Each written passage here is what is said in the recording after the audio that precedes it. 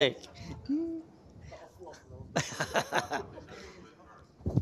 distance for the fewest amount of. Okay, we're going to get going, folks. There's some more chairs here, and if we need some more, John and Justin, if we need some more chairs, we can drag some in. It's always a great technique in filling a hall not to put enough chairs in. Then you got to bring more in. It makes it look like you had a bigger turnout than you thought. So that's an old organizing technique.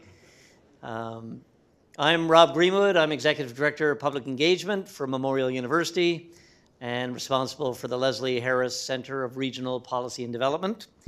And delighted to be here partnering with the Memorial Center for Social Enterprise. Director Nicole Helwig is here, and she'll be on the panel in a little while. And this afternoon's synergy session, Fishing for Sustainability, how community-based fishing enterprises continue to shape the rural economy of coastal Labrador. And this is part of a series co-hosted by the Harris Center with the Center for Social Enterprise. For those of you who haven't been in Memorial's Amira Innovation Exchange before, welcome. Lots of dinners and parties in the old Battery Hotel here over the years. And we've had a full slate ever since September, October last year. That's been a going concern. And our Signal Hill campus is really all about connecting the university with community, industry, government, community organizations. So we're delighted to welcome you here. A few housekeeping items. So there are emergency exits on either side and right at the back where you came in. And if we need to, which we won't, there's a muster station, upper parking lot by the bins, the dumpsters, just in case. Washrooms, there's one right outside the door. Single stall, accessible, gender inclusive. And then if you do a U right around, there's men's and women's out there off the atrium. Put your cell phones on silent mode or buzz or something that the rest of us won't hear. We will be taking photos during the session, so please let us know if you don't want to be in any photos used for communications or the like. I see Ray Andrews smiling broadly, so I know he'll want to be in any photo that we do. We are webcasting this afternoon's session as well.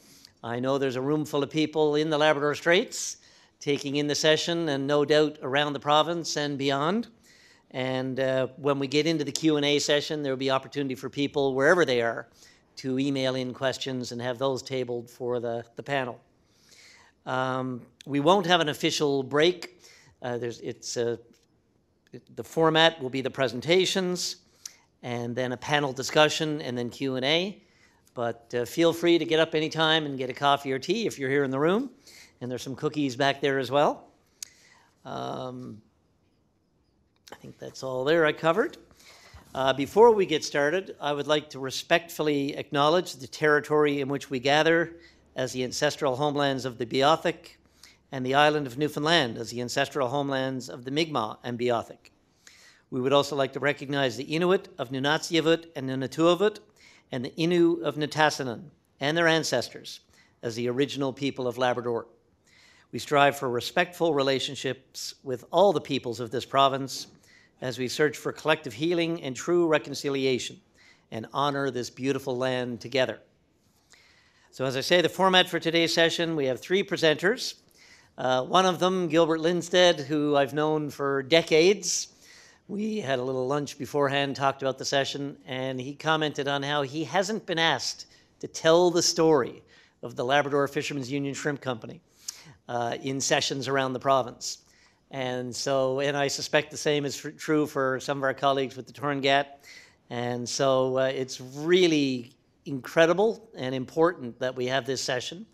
We're digitally recording it as well as webcasting. So it'll be there for people around the province to use and instructors to use in classes and so on. So we're delighted about that. But then we'll have lots of time for Q&A. We have a room full of expertise, and I'm sure on the web as well. Lots of history, commitment, and interest in this, and a fair bit of passion, I'm sure. For folks watching online, you can submit questions anytime during the session to Kathy Newhook. Her email is kathyn@mun.ca, and we will have them read out during the panel session. So as I mentioned, the afternoon session is on community-based fishing enterprises in Labrador. Well before the term social enterprise became commonplace in the economic landscape of this province, an unprecedented federal government policy decision awarded shrimp licenses directly to communities in Labrador. From that, the Labrador Fishermen's Union Shrimp Company and the Tauranga Fish Producers Cooperative were created. 40 years later, the two entities continue as viable community-owned enterprises, driving economic activity, employment, and investment, and have generated extensive social and economic spin-off effects.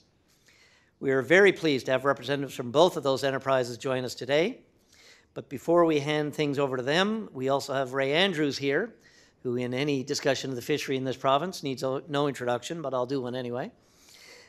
He's here to give us a little bit of the backstory on how these enterprises came into being. Ray has held numerous positions with both the federal and provincial governments, from fishery officer with DFO to deputy minister with the Provincial Department of Fisheries. He was a member of the Federal Northern Cod Task Force Implementation Committee and chair of the Fishery Advisory Committee of Nunavut Wildlife Management Board. He has also been active in the political landscape of our province at the provincial and federal levels and has held leadership positions in private industry and been an active community contributor across the province in various other capacities. So Ray, you get about 15 minutes to kick things off. Ray Andrews. Thank you, sir.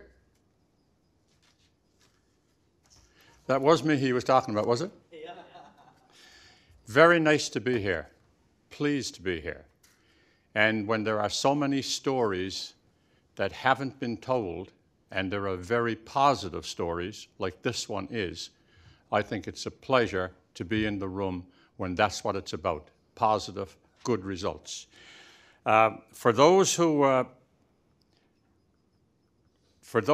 know me just a little bit, I was around much too early in many respects, but in looking at, I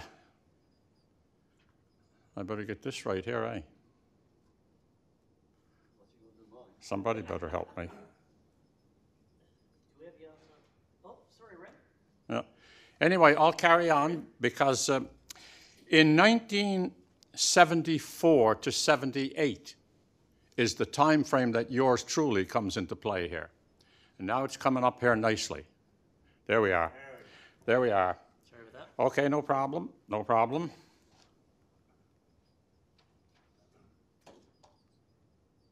I said there was no problem. The right hand arrow. Okay, now we're there. In 1974-78, it goes back to then, by the way. At that time, I was involved in the Labrador fishery as a federal representative.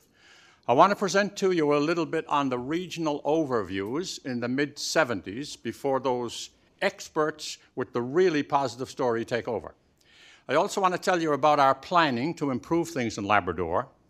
And most important, the catalyst for all of what we're going to talk about was one Romeo LeBlanc, who was not the Minister of Fisheries and Oceans, as many people think, but the Minister of Fishermen, so he wanted to believe.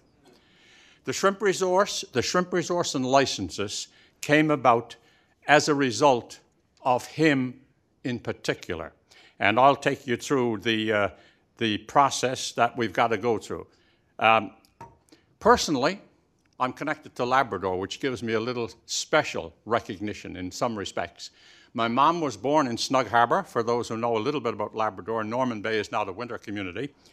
And of course, my dad was working with the Monroe Export Company, managing one of the rooms in Labrador. I worked with Fish Inspection and an area manager with DFO. And the coast at that time, we always looked at it in the three regions that I will speak to in a little more detail shortly. The population at that time was around 7,500, so my notes tell me from the people who wrote them up for me back in 74, 75. And interestingly, the 28 communities, which were the winter communities, were supplemented by 100+ summer communities. And in saying that, there was about 800 fishermen in the three regions, and I guess in a nutshell, I don't want to be negative, I shouldn't be, but The infrastructure in much of Labrador in 74, 75, even comparing it to the island where I lived, was rather artisanal and much behind what it should have been at that point in time. Harvesting was generally in small boats with cod traps and gill nets, no big surprise. Processing and marketing was actually carried out by two groups at the time, both government, believe it or not. In the north, it was the provincial government who operated the fish plants and marketed the fish. In the Straits, it was a little more of the regular company operation as agents of the Salt Fish Corporation. And in the eastern part, the biggest part, it was almost exclusively, as I say, belonging to the Canadian Salt Fish Corporation. Probably the second or the last point, I'm sorry, on this one, which really threw me when I went there first, again, maybe I shouldn't have been surprised, was the lack of coordination among the government departments, both federal and provincial, the industry itself, and the fishermen. Looking at, no, I was going to say, regional. In the north, for those not familiar, sometimes we forget that a lot of people here are not familiar. In the north, basically from Grosswater Bay to Nain, there were 6 communities, 200 fishermen. The focus was char and salmon, 2 plants that did some freezing, very small at that, and operated by the provincial government primarily. In the eastern part, Lodge Bay to Cartwright or Black Tickle, depending on what you want to call it, there was 11 communities, 300 fishermen. Cod and salmon was the focus. There was 10, in quotes, plants. I'll get to that later. And it was about really salted cod, fresh salmon, and a little bit of pickling. The marketing was almost exclusively the agents of the Canadian Salt Fish Corporation. In the other part, in the Straits, 11 communities. Could be argued that there was 10 or 9, but we called it 11 at that time. 250 fishermen, cod, salmon, herring, maybe that summarized it. 3 plants, primarily, salting and selling of fresh salmon to mostly the island part of the province. Again, marketing was almost exclusively the Canadian Salt Fish Corporation, which most of you have forgotten about, and it doesn't matter a whole lot. Offloading the port facilities, both in infrastructure, wharves, and offloading was practically inadequate or, in some cases, not certainly up to spec. We then had a look in the mid-70s, because I was with DFO at the time, and in 1974, I was the district inspection officer regarding fish quality control and its marketing for the federal government. And my initiative was to go to Labrador when I was first appointed from Grand Falls, because I was responsible for Labrador, except the Straits, to have a look around, as they say. I could summarize it with this comment I made to my supervisors. I said, there aren't any fish plants in eastern Labrador that are up to scratch. Do you want me to shut them all down, or will I work with the operators to try and bring them up to scratch? And my boss said, I think politically it might not be wise to go to the first one. I think you better work with the people and get them upgraded a bit. That was 76. When I became area manager, of course, I was responsible for all of the branches of federal. And of course, that allowed me to do the full scale of discussion with the fishermen. In the summer then, I was one of the fortunate people who got to all 100 plus communities between Lodge Bay and Nain. And that was because I had a 65-foot patrol boat owned by the federal government, and they accommodated me and took me to all those little communities over a 2 or 3 week period. But the big plus to get improvements made was when we decided as DFO, and there's a couple of people here now, notice maybe only one, my brother Roland actually was in Goose Bay at the time. We decided to do town halls in the winter. In the summer, you couldn't really reach the fishermen and have a good chat, so we did town halls. And we brought all the people from all the branches, maybe 5 or 6 or 7 branches, to all the settlements in Labrador, from Nain back to Lansaloo, and we held meetings. The reason I put 13 days in Nain there is very interesting. The last winter charter, we did all this winter town halls by charter. And I had a charter, and we were finishing up in Nain on Thursday. And I had to be back in St. John's for two reasons at that particular time. And although I was the leader of the group, I decided that the weather wasn't looking good that Thursday afternoon, and there was a mail plane going to Goose Bay. And I said to the boys, I think I gotta go. 13 days later, my buddies got out of Nain. 13 days. I thought I'd throw that in. One important thing, my good friend who happened chance we met after many years, a little while ago, David Lowe. Dave, at the time, was involved with the only, and I mean this sincerely, coordinating agency that I was aware of in the whole of Labrador. It was called the Labrador Resources Advisory Council. As it says, LRAC, and their role was simply to coordinate. Surprisingly, they had a fisheries committee in every one of the 29 communities. And as we met and talked about the issues and the needs, we got to the question of inviting the federal minister to come to Labrador, which would be the first time ever there was a federal minister in his capacity as minister in Labrador, to my knowledge. Minister LeBlanc arrives. The dates are etched in stone for me. February 27, 28, Happy Valley Goose Bay. How many might have been there? 1, 2. Roland and Dave. The chairs of each community, from Nain back to the Straits, all 29 came to Goose Bay for this meeting. And yours truly, with a little bit of twisting and turning, it was getting near the end of the fiscal year, arranged a charter to bring in every chair of every committee, provide them with hotel accommodations and meals for the meeting. Now, you don't do that a lot of times today, but that's what was done at that time. Dave Lowe chaired the meeting, very independent, not getting tangled up with the government fishery stuff. So Dave was the chairman, and all the communities presented their needs. The minister's response to me was very firm and very positive. Andrews, we've got to pursue the development that's needed, and we've got to appoint a team and a person to head it up to get things done. There was one major issue, maybe two, that didn't resonate a lot at that time. The first one was adjacency. You got a picture in the 70s going to Labrador that adjacency reflected two ways. Offshore, because they didn't like, the Labradorians didn't like the foreign boats that were showing up out there over many years. But in case you don't know, the second and more important adjacency issue was about myself and the people from the island.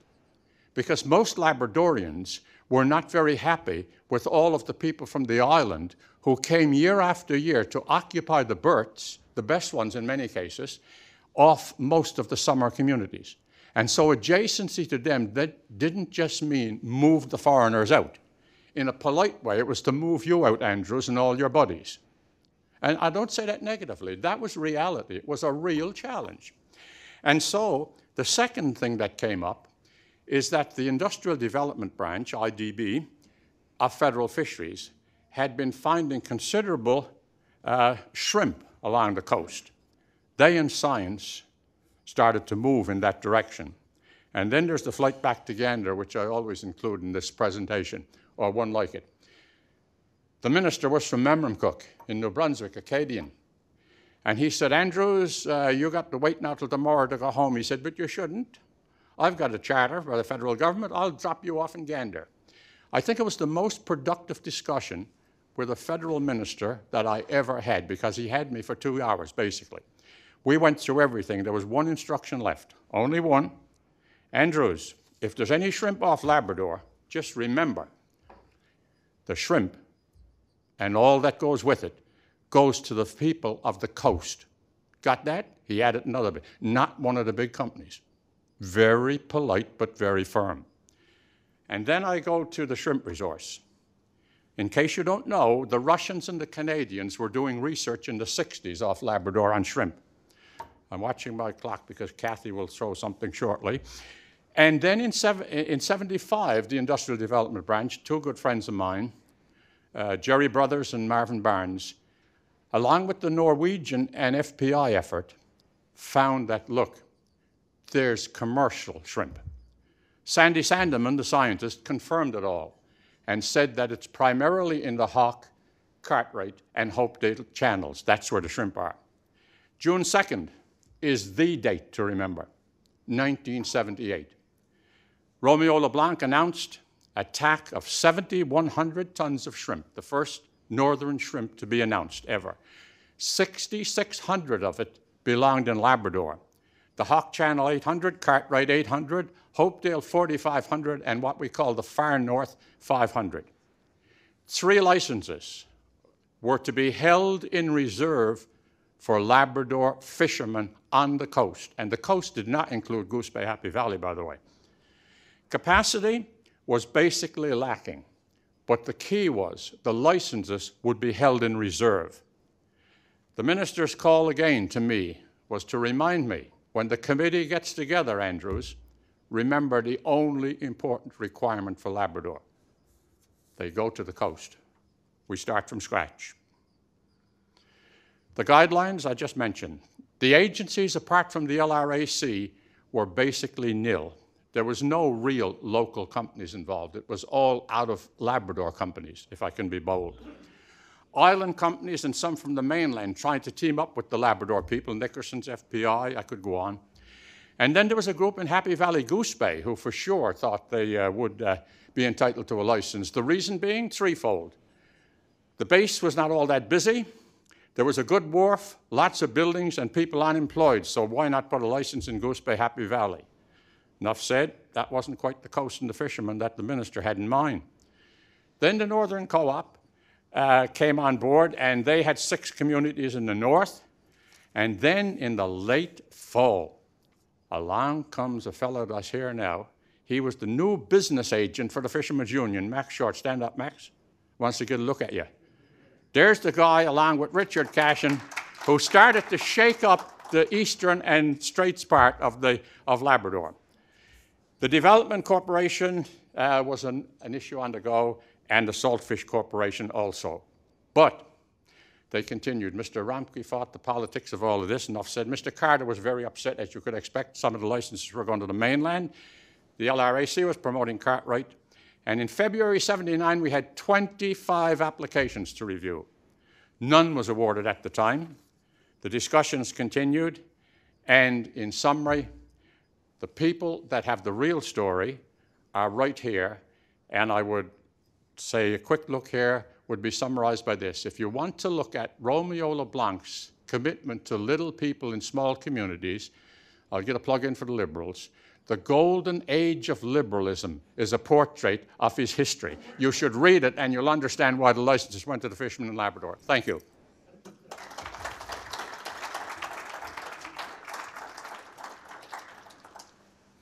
Thank you, Ray. So it's now my pleasure to introduce Keith Watts, General Manager of the Tauranga Fish Producers Cooperative. Keith is a Nunavut Inuk beneficiary, born and raised in Northwest River, beautiful Northwest River. He received his post-secondary education at Memorial University and the College of Trades and Technology in St. John's, now CNA. For the majority of his career, Keith worked with natural and renewable resource departments with the government of Newfoundland and Labrador and with the former Labrador Inuit Association. In 2004, he accepted the position of General Manager of Tauranga Fish Producers Cooperative, where he remains today. In 2005, with the signing of the Labrador Inuit Land Claims Agreement, Keith was appointed by the Nunavut government to the tripartite Tauranga Joint Fisheries Board, where he continues. He is also a board member on the Fisheries Council of Canada. Keith and his wife Sandy reside in Northwest River, still beautiful community. Over to you, Keith.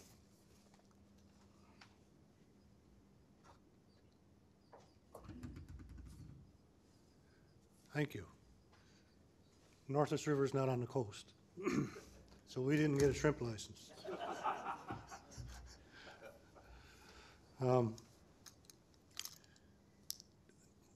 Ray covered quite well a lot of the points that I will just go into about Tauranga Co-op.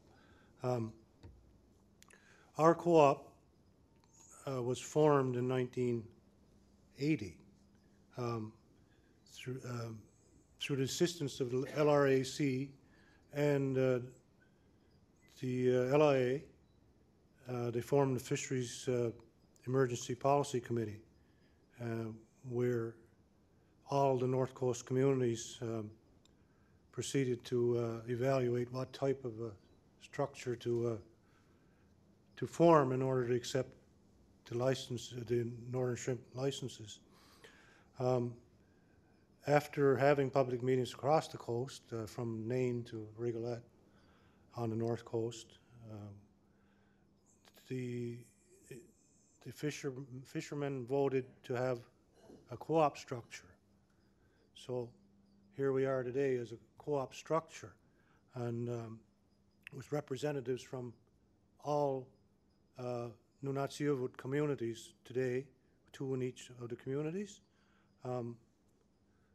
I forgot to use my PowerPoint, sorry.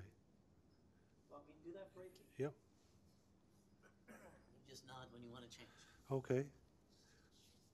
And this is just, yeah, this is our logo.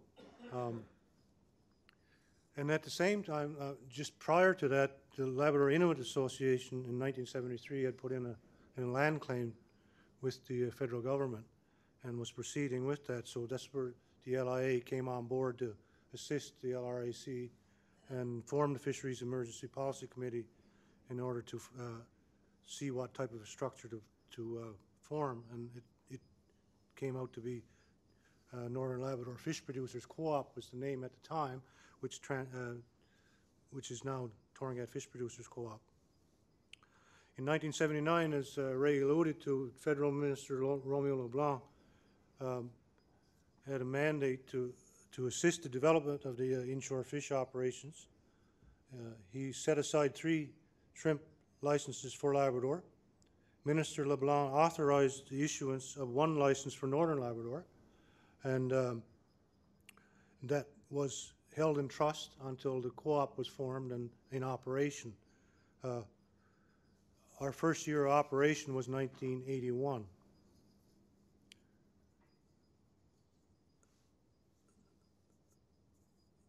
And in 1981,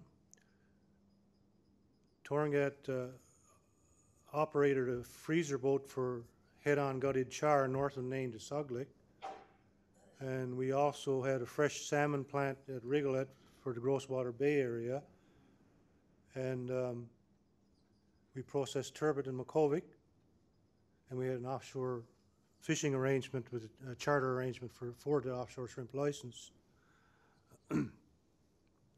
And later we took over Makovic completely because we only took over a portion of Makovic from the province in 1981. In 1988 we completely took over the operations in Makovic. And in 1995 we took over the Nain plant from the province. The province provided the provincial government provided assistance from 1988 to 2003. And the numbers the amounts of money that were provided to Tauranga to do this operation was probably far less than what the province was spending in order to operate these northern plants. The co-op structure initially was of 6 communities: Nain, Davis Inlet, Hopedale, Postville, Makovic, and Rigolette. Today it's 5 communities where Davis Inlet is no longer involved in the fishery with the co-op. We still have a few members there that were salmon fishers and char fishers in the earlier days. Can you go back to the slide of the board? This is the present board of Tauranga Fish Producers. It consists of fishers, plant workers, and Nunatsiavut beneficiaries. This picture was taken at our board meeting in November of 2018. In the center, at the head of the table, is the present-day president, Tony Wolftree from Rigolette, and around the table, from the left is John W. Anderson, a fisher from Nain, and directly adjacent to him is John Ikusick, our secretary from Nain, and also our plant manager in Nain, and Tony, of course, the president. And at the table there is Keith Decker from Postville, and the lady is Liz Flowers from Hopedale, and the young gentleman there is Stephen Rose from Postville. And in the far back there at the left is Assistant General Manager Ron Johnson, who's here today and will be partaking on the panel. Ron is also a former general manager, and he came back to us luckily and is my assistant manager. Directly adjacent to him is Ross Flowers, a crab fisher from Hopedale, who's also a board member. And directly adjacent to him is Tim McNeil, whom is the Deputy Minister of Economic Development for the Nunatsiavut government. And adjacent to him is the Minister, Nunatsiavut government Minister, Tony Anderson for Lands and Natural Resources, which fish comes under. And directly adjacent to him is Jim Gowdy, Deputy Minister for Tony Anderson, Lands and Resources, and of course myself, General Manager. With this co-op structure, the board is very involved. They represent us on the ground in the communities because we're in Happy Valley Goose Bay, which is not on the coast, and we get our good information through them from our board members, and we also send information back to our members. We have approximately 500 to 600 co-op members. We haven't done the list up recently to confirm the hard number, but we were up to 650, so I think we're around the 600 range. Each member pays a membership fee, a minimum $500. That goes into the share capital, and as they work for us or they fish for us, they pay into the co-op, so it increases their share capital amounts, and for the company, of course. And we don't pay dividends. We might have paid dividends once, I believe, Ron, and all the money that we have from all sources, shrimp included, go right back into the onshore facilities in our communities. Excuse me. Our board members are volunteers, and they're not corporate people. They're not business people. I don't think either one of them on the board are. They're not business people, and they rely heavily on our management, which is very small. Myself and Ron and two others, I guess. So we are heavily involved in the management. We are the management, and we make recommendations to the board, which normally they will accept because we do our due diligence, and we don't put anything past them that we can't live with, and they're very respectful and trusting, the same as we are with them. So we have a very good relationship with our board, and we are well aware that they are Tauranga Fish Producers Co-op. I know who I work for, and I respect them, and we do what we can for our communities. The map here now is the Labrador Inuit land claim. The claim, like I alluded to, started in 1973, and then when Voisey's Bay mineral discovery came about, governments decided to fast track along with the LIA and to settle the claim in 2005. And in the claim there's a allowance or a governance aspect. So Nunatsiavut governs some aspects of the Inuit lives within the claim area from Rigolet to Nain. Fisheries is not one of those. They do have a lot of input with the federal and provincial governments, but they don't. They're not exclusive. The federal government still holds responsibility for quotas, science, all the major things, and of course the province for licensing of plants. With the settling of the claim, there was very high expectations of the Inuit people that thought that once the claim would be settled, then all our problems would be solved. However, that's not the case. There is still a lot of work to be done. There's a lot of things with a new government. I know it's 2005, but they're still new, a capacity building. We work very closely with them as they are our partners, and our co-op membership consists almost entirely of their beneficiaries. So even though we are a separate company and we're not governed by, we're not influenced or run by the Nunavut government, they were also the only corporate membership on the board when when the co-op was formed, in the form of the Labrador Inuit Association, which is now not active and has been replaced by the Nunavut government. After the claim, federal and provincial governments shift direction in their dealings with the commercial fishery, and where we as the co-op were and still are I guess the only commercial entity on the coast, and the experts, I guess, within the industry. They had a tendency to bypass Tauranga, thinking that they only had to talk to the Nunavut government. And this caused quite a few problems, and still causes a few problems, because we are the operators and we see things that are going on, and we need to be consulted by the province and the federal government. So that's an ongoing issue that we not fight, I guess, but we put forward at all costs because we had to be involved. DFO also had a tendency to consult, what they call consulting with fishers. They would consult with the union in Newfoundland, and that would be their consultation until we forcefully ensured that they would come and talk to us, because the union has no jurisdiction in Nunavut. We actually have an exemption in the Labor Collective Bargaining Act from Fish Cove Point, which is the far end of the claim there, almost to Cartwright, and right to the Tauranga Mountains, which is land set aside by the Inuit for the federal government for that Tauranga Park, the green area.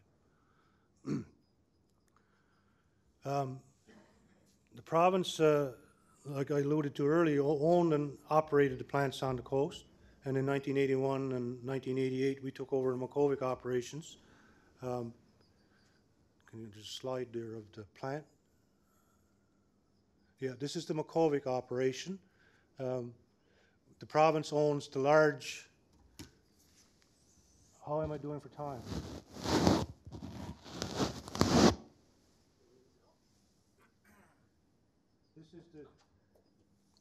That's the province's turbot plant, which we operate, and NG has a Nunavut government, I refer to as NG, has a communal turbot quota for the inshore less than 65 fleet, and it's 200 tons, and we process it there in that plant.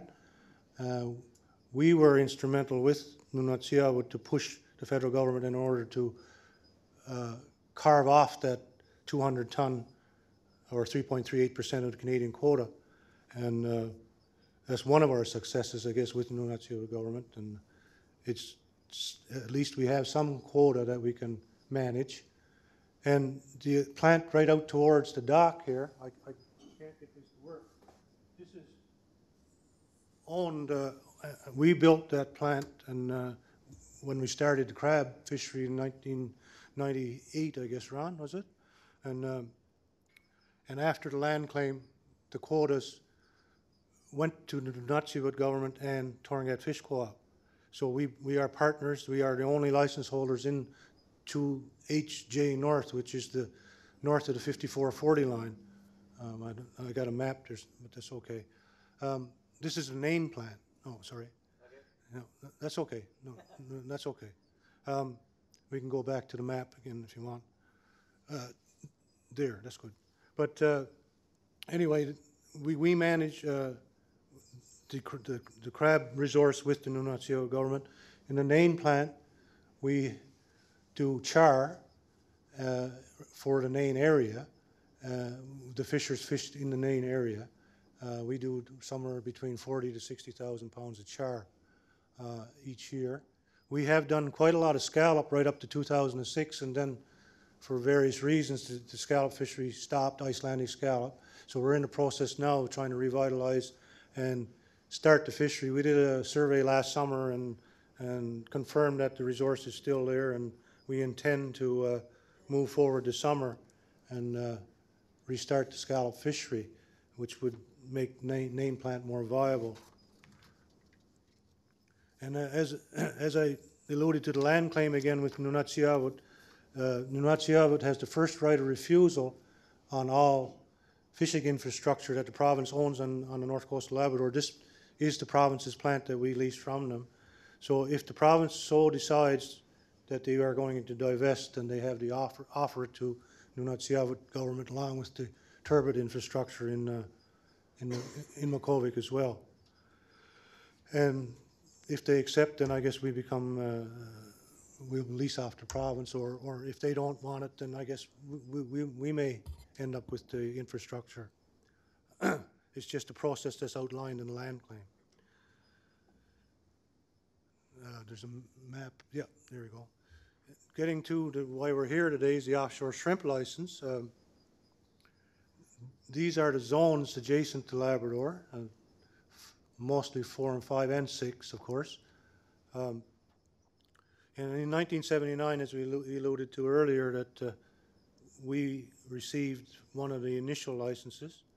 We have had more than one partner to harvest for us and sell the product, and of course we derived revenues from it through royalties, and from those royalties it enables us to do our operations as they are today, because all revenue that we make goes right back into the development of the inshore fishery, and it's been millions of dollars over the last 39 to 40 years. Since 1993, there's a vessel one there as well. Since 1993 to the present day, we've been partners for 28 years with Mercy Seafoods from Lunenburg, Nova Scotia. This is their vessel, Mercy Phoenix. Greg Simpson, CEO for Mercy, is here today. We have a very good working relationship with Mercy, and we feel that we have probably one of the best royalty arrangements in the industry. Mercy is a private company, but they're very much community-minded. As if you visit the communities in southern Nova Scotia, you'll see that they have developed the fishery in that area very well. And it's a two-way relationship, I think. Greg, you know, it works for us and it works for you, and because our license is on your boat, you've been able to do things, and also we have, because we've been able to avail of quite a substantial amount of money in order to keep the fishery going and to try and develop the fishery. 2 minutes. Okay. All right. And I'll go back to, like, we were partners with NG, and we continue to work with them. We haven't always been really close, but in history, as with anybody in any governments, we've had our differences, but we are working very well together now. We managed the 310-ton crab quota in 2HJ North, and it is a money maker for us in Makovic, and along with the turbot, with NG's turbot quota, communal turbot quota, and we also access some from the competitive turbot quota. And of course, char in Nain continued as an important cultural fishery. It's not a significant money maker. Like I said, we only do from 40 to 60,000 pounds of char in different formats: smoked, head-on gutted, and of course fresh fillet. We sell all of that out of our office in Happy Valley Goose Bay. We haven't gone any further than that amount because we don't know the stock status. DFO is very complacent with regard to any science on the char, and we are working very hard with the Nunatsiavut government and the Tauranga Joint Fisheries Board to try and gather more science to see what the char stock status is, so that we can plan for the future. And we continue to provide advice to the Nunavut government on commercial fishery on all aspects. We assist with their designation program. And like I alluded to earlier, after 2005 signing of the land claim, the Tauranga Joint Fisheries Board was formed, and it is a board, a tripartite board of federal, provincial, and Nunavut appointees that make recommendations to the federal minister, provincial minister, and Nunavut minister. And in closing, I guess Tauranga and the Shrimp Company are two totally different companies in two totally different areas of Labrador with very much different politics, but very similar in a lot of ways. We are smaller than the Shrimp Company. We only have one license, so we have less revenue through the shrimp. Our geography is further north with only 6 communities compared to a great number of communities on the south coast as well. We have no vessels, as the Shrimp Company does, and very successful. And we are quite far behind with regard to development of the fishery. We're still in development. Well, you know, we're not. We've been set back over the years because of the collapse of the cod back in the 60s, Ray, I believe it started, and then our fishers didn't advance from the trap skiff to the longliners, or very few of them, and then into the larger vessels. So we are continuously trying to find ways with very little quota to build an inshore fishery, and we will continue to do that because we have made some inroads and have some success. We have a lot of labor issues, same as everybody else in the province, and I think we saw it coming down the pipes about 15 years ago. We are in remote rural communities with no roads, no access. We don't have much access to any other labor pool, so we've pretty much streamlined our plants, very, very high tech, and in order to run it with the amount of people that we have. Not trying to reduce labor, it's just trying to survive. And again, our marine transportation is our highway, and we're it's very, very dependent on what the province thinks or does with regard to the transportation system. And today, you know that they have bought 2 new vessels. One is for the North Coast, and we'll see this summer how that works out. And we're not jumping up and down and thinking that this is going to be the end all and be all, but we are hoping it's going to be an improvement. The big thing is that it now will operate out of Goose Bay to Nain with a turnaround very quick, very much quicker than from Lewisport. However, the infrastructure is not in Goose Bay for modern cold storage, so that's another large expense to another project that myself and Ron have been working on for the last couple of years, and I think that we will be in short order building a cold storage in Goose Bay in order to survive. No thanks to the province because it's very short notice. I know I'm very critical of both governments, but it is the way it is. We are both social enterprises, the co-op and Shrimp Company.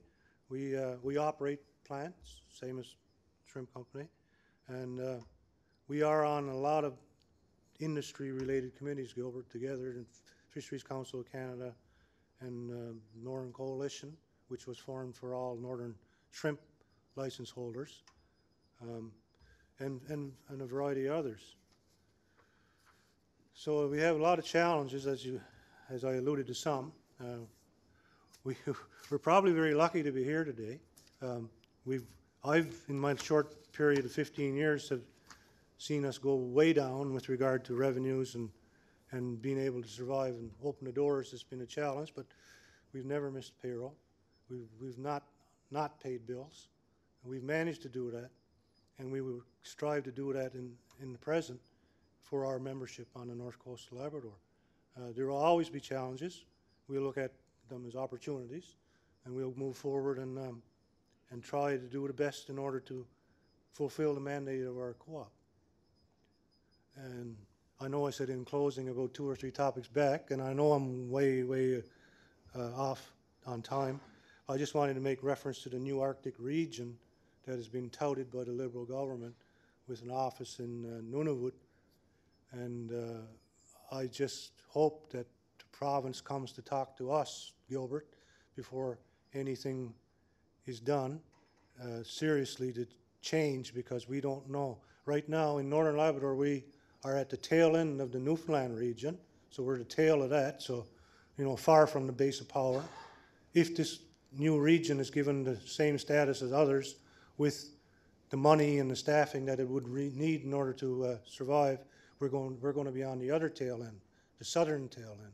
So we have to be a part of this in order to make sure that this in fact works for us and improves from the Newfoundland region, not makes it worse. So, as you see, I'm quite pessimistic on a lot of things, but positive on others, I guess. I know I've run over my time, but thank you for your time.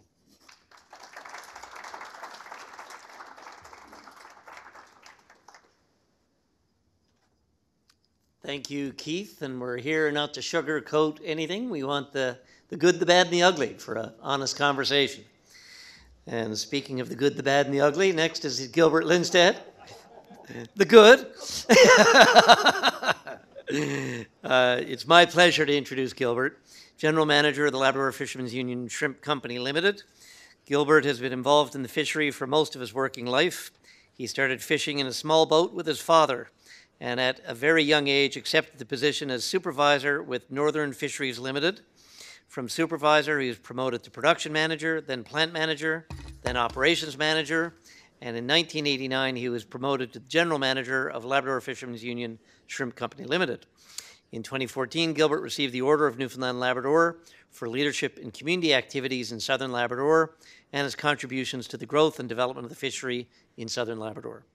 A community leader, Gilbert was instrumental in the establishment of the Community Council for Lansaloo in 1975 and in the establishment of the Eagle River Credit Union, which could be another great session on social enterprise.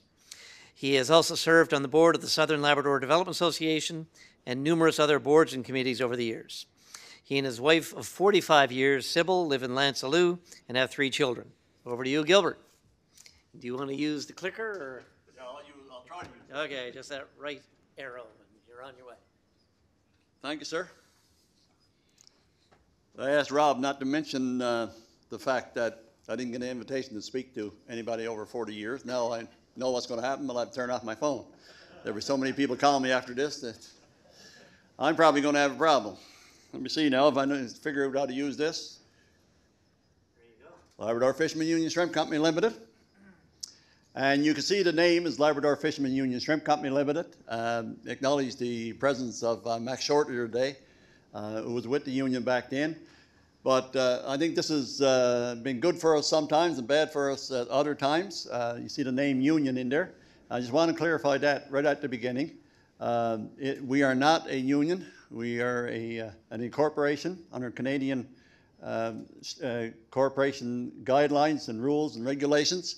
And we are not affiliated in any way with the union. Not that that would be a bad thing, but I just want to clarify it so you don't have to ask the question after. Union is there, and I'm going to try to go through it as fast as I can because Keith didn't do a very good job of doing what he told me he was going to do. He said he was going to give me some of his time. Yeah, but one time at one of our conventions, we tried to get that took out, the union. But Mr. Cashin was there in all his eloquence, and he shed a tear or two in a room like this with about 200 people there, and they voted on it, and guess what? We didn't get it out. And we haven't took it back to the floor since, and we don't intend to. So that's where union came from.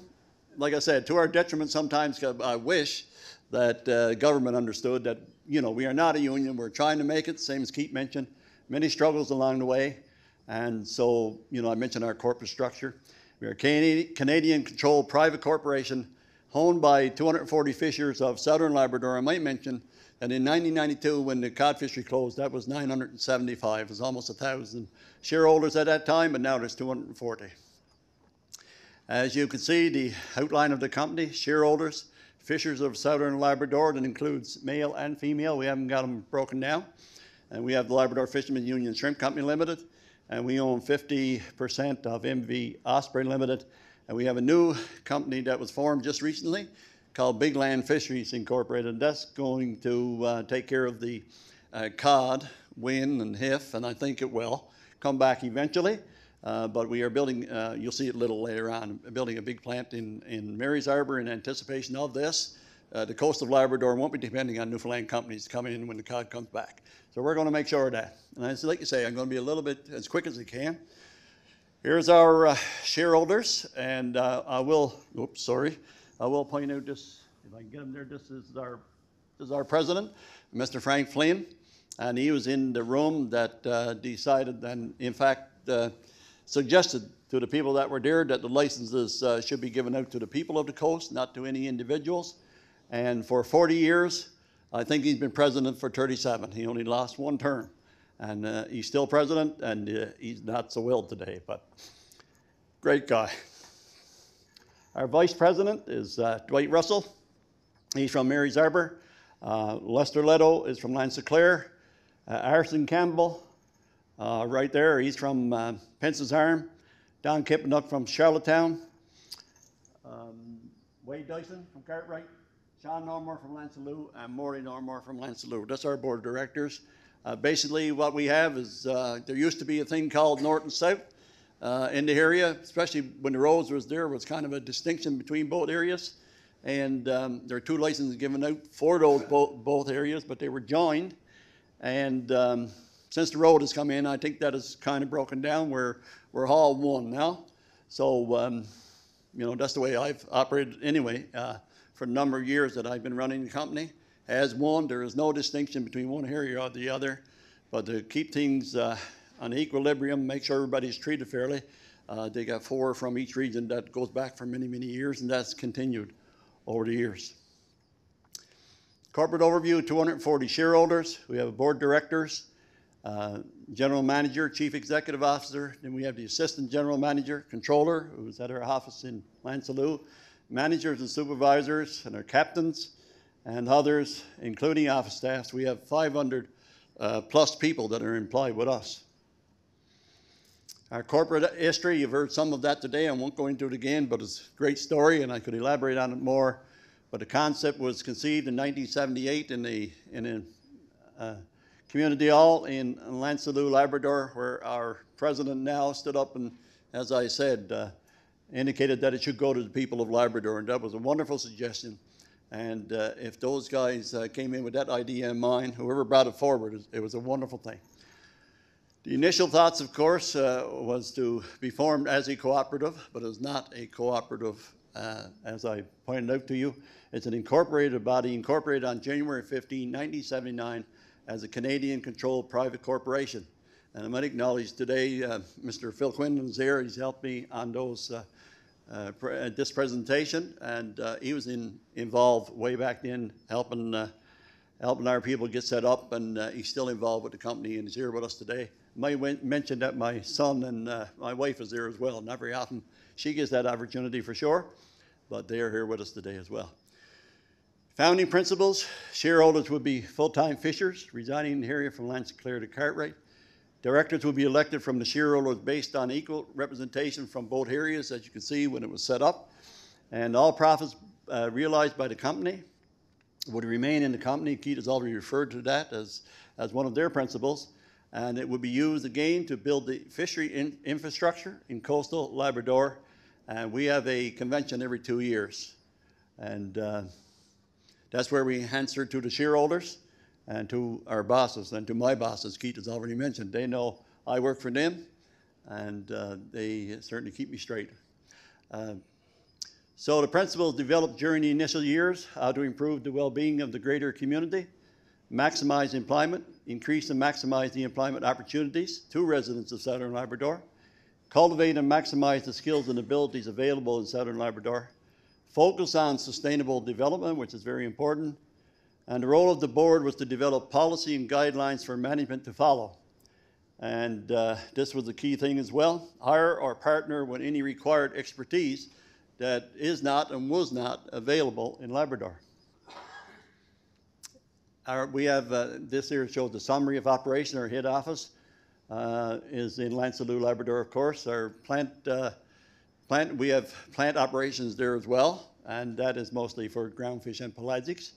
In Mary's Harbor, we do crab, and has done it for many, many years, but because of our potential for the cod fishery and moving forward, and pelagics as well, we, in the last couple of years, acquired license to be able to do that in the Mary's Harbor plant. And we're moving on with that, and I'll have a picture to show you in a few minutes. Penson's Arm is a small plant that does scallops and whelks. Charlottetown, of course, is our shrimp plant, and Cartwright does crab and whelks as well. We have 2 fixed gear vessels, the name banker, the Bill Isle banker. You go along by the wharf down there anytime, and you can see both of them at the wharf being prepared for the spring fishery. Usually goes up north in April or May, and fishes all summer long. And then, of course, Keith already mentioned that we are partners in the MV Osprey Tree, and we own 50% of that company, and of course that boat. Company operation, here we have an old picture of the head office, and you can see that there's gravel there, so it's been a number of years ago. And of course now we've reached the modern times, and we can get a drone to go up and take a real picture for us. And you can see that all this down here now, the head office is still there where you see most of the blue in the corner. And that's our head office in Lansalou, with one of the wharves, a few caping around the wharf, I think. And you can see that it's all paved around there where our employees can go and park in comfort. So that's our plant in Lansalou. And we have Mary's Harbor, the crab plant in Mary's Harbor. And that's been there for a few years now. It is a state-of-the-art, absolutely beautiful, wonderful facility. It cost us $11 million, and I hope maybe 5 or 6 years ago. And then you can see this is the new one that's being built in Mary's Harbor. Some people think we're crazy, but it is in anticipation of the cod fishery that we anticipate and hope will come back eventually. Even if it doesn't, with the cod that's caught along the Labrador coast now, with the quotas, the minimal quotas that we have now, we still need a place to process our cod, and it doesn't have to go to the straits. So that is being built, and that will be a beautiful facility that probably will be finished up this year. And as we proceed with hopefully more cod in the future, then you will want to visit it sometime, because we're going to have the most modern equipment that's in the world in that plant. And it has started already, but we'll be, of course, taking it easy until we find out how the cod situation goes. But we did that in anticipation of the cod coming back, and we don't want Labrador to have to send their cod out, whether it's by boat or by ferry or by the road around. Either way, we want to do it the right way, same as everybody else. And we'll be on a par with anywhere else in the world when we finish up this plant if the cod comes back. Cartwright, of course, is our crab plant as well, and that's a state-of-the-art facility that's been completely redone, except for the foundations. Everything has been done over the past few years, and it's the same as Mary's Harbor. Except that Mary's Harbor was built completely new, but everything was taken out of that, replaced, all approved by governments and audit committees and whatever is required. It's an absolutely beautiful place as well. Then we have Penson's Arm, which is a small, like to joke and say we employ everybody in Penson's Arm, and so we do. Actually, Penson's Arm has 54 people in the community. So we employ, if there's 15 or 20 there that need work, we got them. And they work there at the whelks and the scallops. Scallops are a little bit scarcer now than they used to be. When we started out first, there was a lot there. But whelks are still coming in there pretty good. A number of fishermen take part in that as their livelihood, and their wives and their kids, students, and anybody that wants to go to work during the summertime, we can take care of them. So we don't have to worry about the community of Penson's Arm. It's also used as a service facility for Mary's Harbor and Cartwright for offloading, since it's in the center of that area. And this is a picture of our boats. This is the name banker. And like I said, anytime you want to go along by the wharves, you can see that one there. There's a picture of the two of them, name banker and the Bill Isle banker. This is the Charlottetown plant. As many of you would know, we built this plant in conjunction with Bill Barry, and kudos to him for that. He took a chance on Labrador, but he lasted about 5 or 6 years, and then he got cold feet. And he called me one day and said, I want to buy. And I said, I want to buy, and I won. So not very many wins against Bill Barry. Don't tell him I said that. Don't put that on the web. Actually, I see him every now and then, and he's a great guy. But Yeah, he sold out after 5 or 6 years because his company, of course, has a different focus than our company, and it was all about being socially minded. And so we took over that maybe 2005, 2006, and we owned that plant. And it's the only plant that has ever been designated by the audit committees of the Europeans as a A+ plant in Newfoundland and Labrador. So it's a great plant, and the manager we have there does a wonderful job of keeping it really, really clean. And we know there's food that other people eat, and so he's very cognizant of that. This will give you some idea of the employees and fishers that we service. 2018, 1 year, it shows that we service 700 fishermen. That would be fishermen from everywhere, from the north coast, from the south coast, from Newfoundland, from anywhere up on the northern peninsula, anywhere northeast coast, wherever they want to come from, whatever they mind to bring in. I tell people that if it swims and we're allowed to buy it and process it, we do it. Employees, 485 in 2018. Crew employed in the various shrimp vessels, including Northern Osprey 38. And crew members for the banker boats, 43. So a total of 1,266 people are being serviced by Labrador Shrimp Company on a yearly basis. Again, we own 50% of MV Osprey Limited, and that company owns and operates the motor vessel Northern Osprey 3rd. I think we have a picture here. It's absolutely a beautiful picture, the most modern, newest boat in the fleet. And it's an absolute delight. If you see it to the wharf sometime, go down and try to see if you can get on board. If you see me there, or Ken, or some of us, it's worth your while to take a look around. It's a green ship. 5 minutes, not too bad. It's a green ship. It's a green ship, which we're very proud of. It does not put anything into the water, no pollution whatsoever. And I think it may be the first or the second one ever in Canada. That everything that's used on board is brought for recycling and used in some other way and not dumped out in the ocean. This is our facility in North Sydney. When we bought the 50% of that facility, business, of course we bought its assets as well. And this is the wharf that's in North Sydney. And you see there, that's the coal storage. So the Labrador Shrimp Company, when you go in on the ferry over to North Sydney, and you look over to your right, and all that sitting there comes from the coast of Labrador. You told me that when I was a little boy. I wouldn't believe it. It's just like unbelievable. We've expanded so that we'll be able to reach out our wings and do great things because of the decisions that were made back to when you're talking about. Just give you some idea of the factory that's on the boat. I'll give you a little shot. We couldn't take too many. I knew we were going to run out of time. This is the deck. You can see, gives you some idea of the trawl and the size of it and the length of it, how big it is, how massive it is. And here we see what the captains and the mates have to deal with. I'm glad I don't have to deal with that. Like Buddy said, give me a scribbler now and a pen and I'm okay.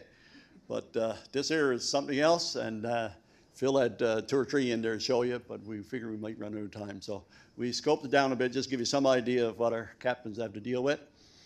And here we see that 2/3 of the crew members, including the officers, are appointed by the Labrador Fishermen Union Shrimp Company Limited, with MV Osprey Limited. And we were very proud to say that one of the captains on the MV Osprey, 3rd, is from Labrador.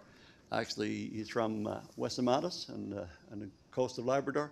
And we have a mate now that's also from the coast. Actually, one of our directors on our board is first mate. So all of, and the other officers, positions that becomes available, we're set it for all of them, and if they're qualified, then they move into them. So it's been a real godsend for those people and making a livelihood for their families. And marketing, our main partners is Serena Hayes of Denmark, Whitecap International. Many of you might know them. They're here in St. John's, and our goal is to maximize return from the market. We work very closely with them, and you can see the different areas of the world where we're situated. And you can see the dots showing the different places. You see the different countries of the world, different parts of the world: Europe, U.S., Scandinavia, Asia, it goes on and on. Then you see all those countries over here. And that includes, of course, shrimp and Greenland halibut, cod over to the UK. And I got to watch for 5 minutes. And in here, it just gives you some idea of the scope of what we're doing in China with Serena, in conjunction with Serena. There's been a lot of money spent on this over the years. And you can see that on this here, there's an old distribution network with cold stores. That is showing you some of what goes on in China. China is the main part of where we sell our shrimp. And here you can see where we distribute it to. We have supermarkets, we have e-commerce, franchise shops, and the Hope and Market. Went to the Hope and Market one morning and we got there a half hour late, I think it was, and the lady was on the phone, and finally she flipped the phone and somebody asked her how much she had sold that morning. It was a half hour. And she said, so far I got 2,000 cases sold. So that wasn't too bad in a half hour. So I thought she might say 10 cases or something like that. But that's the open market where it's, you know, in an open space and people come in and look at it and make their orders. You have the franchise shops, the e-commerce, well, everybody knows what that is. And the supermarkets, of course, Carrefour, Walmart. We're into the major supermarkets of the world. Here you see the people in China tasting our product, and that is our product here. And if you look over here, there's just the people in China, the regular housewife and those that are visiting. That's in the shop, and then you can see over there, that's Ken and Lester, one of our directors, and that's me there. And we're having a look at product there that is Serena AS on it, and also Labrador Fishermen's Union Shrimp Company Limited. That's in the shops in China, being sold on a daily basis. And here you can see our product and our promotions. Canadian Shillon prawns, comes out of the Osprey. And here you can see one of the shops. You'll see here the baskets that are over there ready to go. And so somebody calls into this lady down here, and he orders so much shrimp, and as soon as his order is out the door, it's gone, and they have it in a few minutes. There's 160 of those that are distributing for us in the Beijing area in China. 160 of those shops that are open on a daily basis and just out the door, and the housewife calls up or orders online, whatever way they want it, and it's done through franchise shops. So this here basically gives you some idea of the scope of our company. Keith mentioned already how it's a fairly large company. It has grown exponentially over the last number of years. 10-year summary, fish purchases, you can see $244 million. Production wages and benefits, $51 million. Payments to crew, $32 million. Materials supplies, $14. Repairs and maintenance, $11. Fuel, $15. Municipal taxes, very important, $3.2 million over the last 10 years. Wages and benefits, $16. Capital expenditures, $24 million. And donations, $330,000 for $442 million over the last 10 years. 2009, over 25 million went into the local economy, and in 2018, over 65 million went directly into the local economy. And I was joking with somebody asked me today, when did I take over as general manager? Well, I said, you just watch the chart when I puts it up. That's all you have to do, okay? So I'll point out to you in 1989. If you want to know for sure, it's 1989. I took over as general manager. Actually, I think it was Keith or somebody asked me today how many general managers before me, and further we could figure out, Phil, was 3. And then I took over in 1989 with a lot of arm twisting, because it wasn't what I had planned to do. I wanted to be an RCMP officer, but somehow or another I got caught up in this because I got a lovely wife from Lansing-Moore that kind of derailed my plans to be an RCMP officer. But anyway, that shows the growth. You look at, a bit hard to see from here, but 1989, you can see that we're up to, what, 2 or 3 million in assets. And then if you go up to 2017, it's almost up to 80 million. And the same thing with sales. Of course, it all jives together. But the growth has been, phenomenal over the last number of years. And this here shows a picture of how the company has grown over the past 40 years. Then you look at 89, have a look. I say no more, okay? Anyway, I can't help that. I got to point that out. 0 minutes left. Anyway, Rob, I'm sure you're interested in that. You got to see the next 2 minutes. 2 more minutes. Okay, but anyway, that shows the assets again in a different form. I think Phil wanted to make sure it was in there twice so everybody would notice it. He's my biggest fan.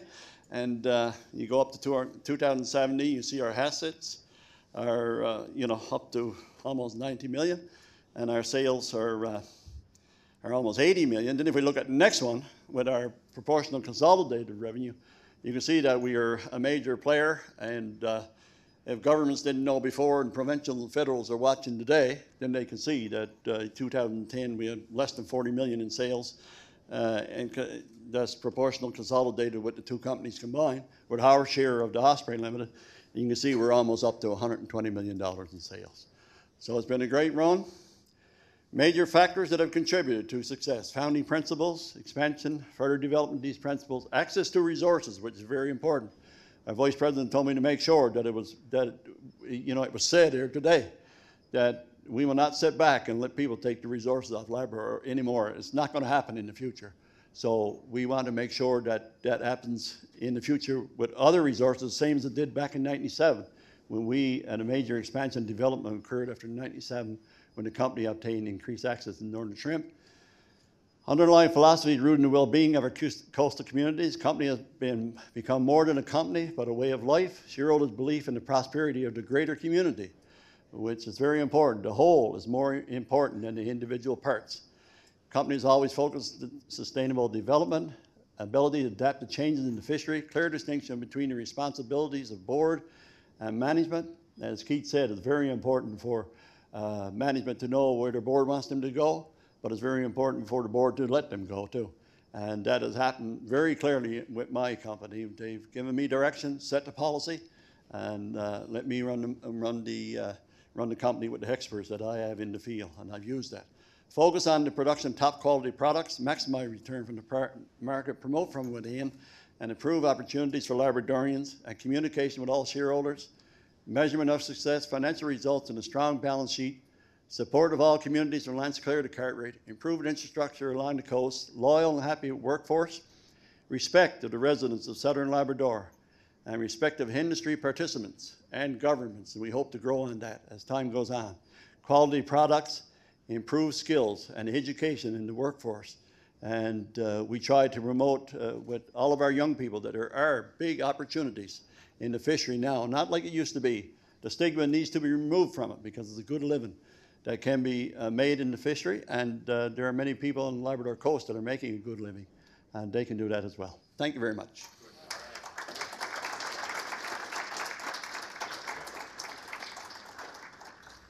Thank you, Gilbert. Your speaking tour begins now. No more work. No. So now we'll get the real interaction. We've set the table with 3 great presentations. So I'm going to ask Ray and Gilbert to come up to the panel and introduce 2 new folks for our session. Nicole Helwig heads the Center for Social Enterprise at Memorial. She is also program coordinator for Memorial's MBA in Social Enterprise and Entrepreneurship. She holds a Bachelor of Arts from McGill University and a Master of Business Administration from the University of Strathclyde. She is also a Social Innovation Fellow at the Cambridge Centre for Social Innovation, University of Cambridge in the UK. Welcome, Nicole. And then we have Ron Johnson filling in for the panel, but we'll draw on all the expertise in the room once we get into the Q&A, I'm sure. And Ron has already mentioned in the presentation, has dedicated his 30-year career to cooperative organizations operating in the challenging provincial fishery located in remote communities. Currently employed with Tauranga Fish Producers Co-op as Assistant GM, and over his 27-year employment has worked diligently to develop this industry and achieve common social economic goals while servicing membership of this most northerly isolated fishery-based cooperative. In 2003, Ron was presented with the Queen's Jubilee Medal for his work and dedication to the continuation and development of the Northern Labrador fishery. Ron was born and raised in Happy Valley and continues to reside there today with his wife, Lisa. So that's your panel. We're going to do a few questions to the panel, and then we're going to open it up to the floor and all the folks viewing on the web. I could sit down again. So I think I'll start with Ron and Gilbert again, who have been in the trenches on this stuff. With the 40 years history that led to Dave and Ray thinking of this session, there have been lots of lessons learned, and we heard you skim through a lot of that in that time-pressured presentation that was given by both of you. Yeah. What are the key takeaways in terms of, if you had to bring it down to the essence of it, in terms of key successes and key challenges that remain? Ron, we haven't heard from you yet. You want to go first? Yeah, I can. That'll come on as you speak, I think. Well, the biggest things is that we see as challenges, because the challenges make your success if you can bypass those. But in the fisheries, the same challenge you see all along this province. The biggest one of the few that we have is dealing with resource access. So resource access comes in different forms. It can come as a quota or license and allocations, but you're also struggling with the rest of the industry to also take part of that resource from you or what's adjacent to you.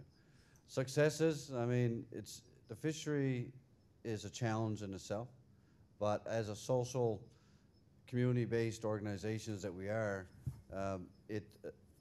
you learn to work diligently, and you know you have those challenges to find a way through. So the big takeaways are that you have to keep working at things. And you may be 20 years or 10 years or 5 years to get bypass certain things. When, for example, we started a snow crab fishery, as Keith mentioned, that took 5 years to create this new fishery. And 20 years later, it's the success of the co-op.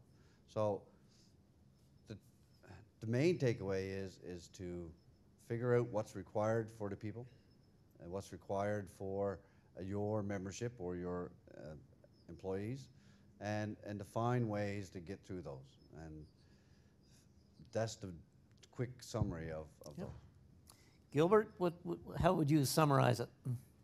Yeah, I was going to talk about a little bit at first about the success. And I think that, is based wholly and solely on cooperation. If you can get the cooperation of your board and the people that are... Mic on? Oh, sorry, Gilbert, that one does need to be clicked. I lied to you. You lied to me. Yep.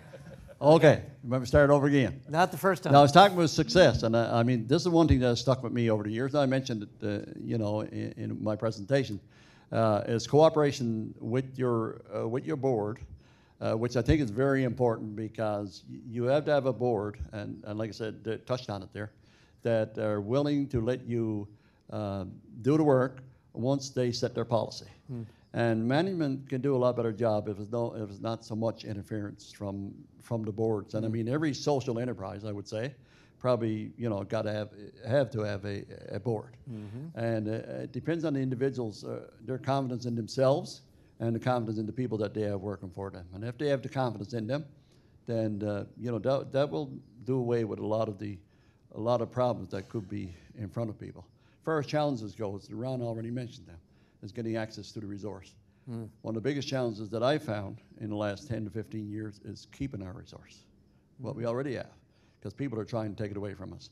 I tell my people, I tell my shareholders, and I tell my board, there's a full-time job going around to meetings to try to make sure that what we have is not taken away from us. And yes, we're going to have our fair share going forward, hopefully, because we got those things in place to make sure we do. And but at the same time, you got to keep watching your back, because there's always somebody there, and everybody knows what I'm talking about. There's no need hiding it. I mean, it's just the way it is. If you don't watch it, your material that you have available to you is gone. And so you have to have resource in order to be successful. You have to make sure you take care of what you have, and hopefully going forward, you get what you're supposed to get. Ray, you can grab the mic there now. And, 40 years, an unprecedented policy decision, as we've heard. And we've seen the amazing success as a social enterprise using the resource. Why hasn't anything like this happened since? It's a big question, and there's probably a lot of answers, but I think back to the points made by Ron and Gilbert is probably the base of it. I don't know of many times in my 50-year career in fisheries that a minister got up and announced on one given day that there's a brand new fishery starting now, and there's 7,100 tons to start it. That probably is an issue that would overshadow a lot of the other things. Couple of the other things I'll just mention is that in today's environment, as Gilbert said again, referring to him, the amount of quota that's been around as increases is overly extended to fishermen and plants who want to either maintain or grow their business. So there's not a lot of opportunities probably to see a new fishery and a new community-based quota because of the competition there is. I'd add one other thing. My 50 years in the business didn't see too many social ministers, if that's a useful comment. I dealt with very few ministers, and there's been a lot federally and provincially in my years, and I never met anybody quite like Romeo LeBlanc with an interest in the social activity and local communities.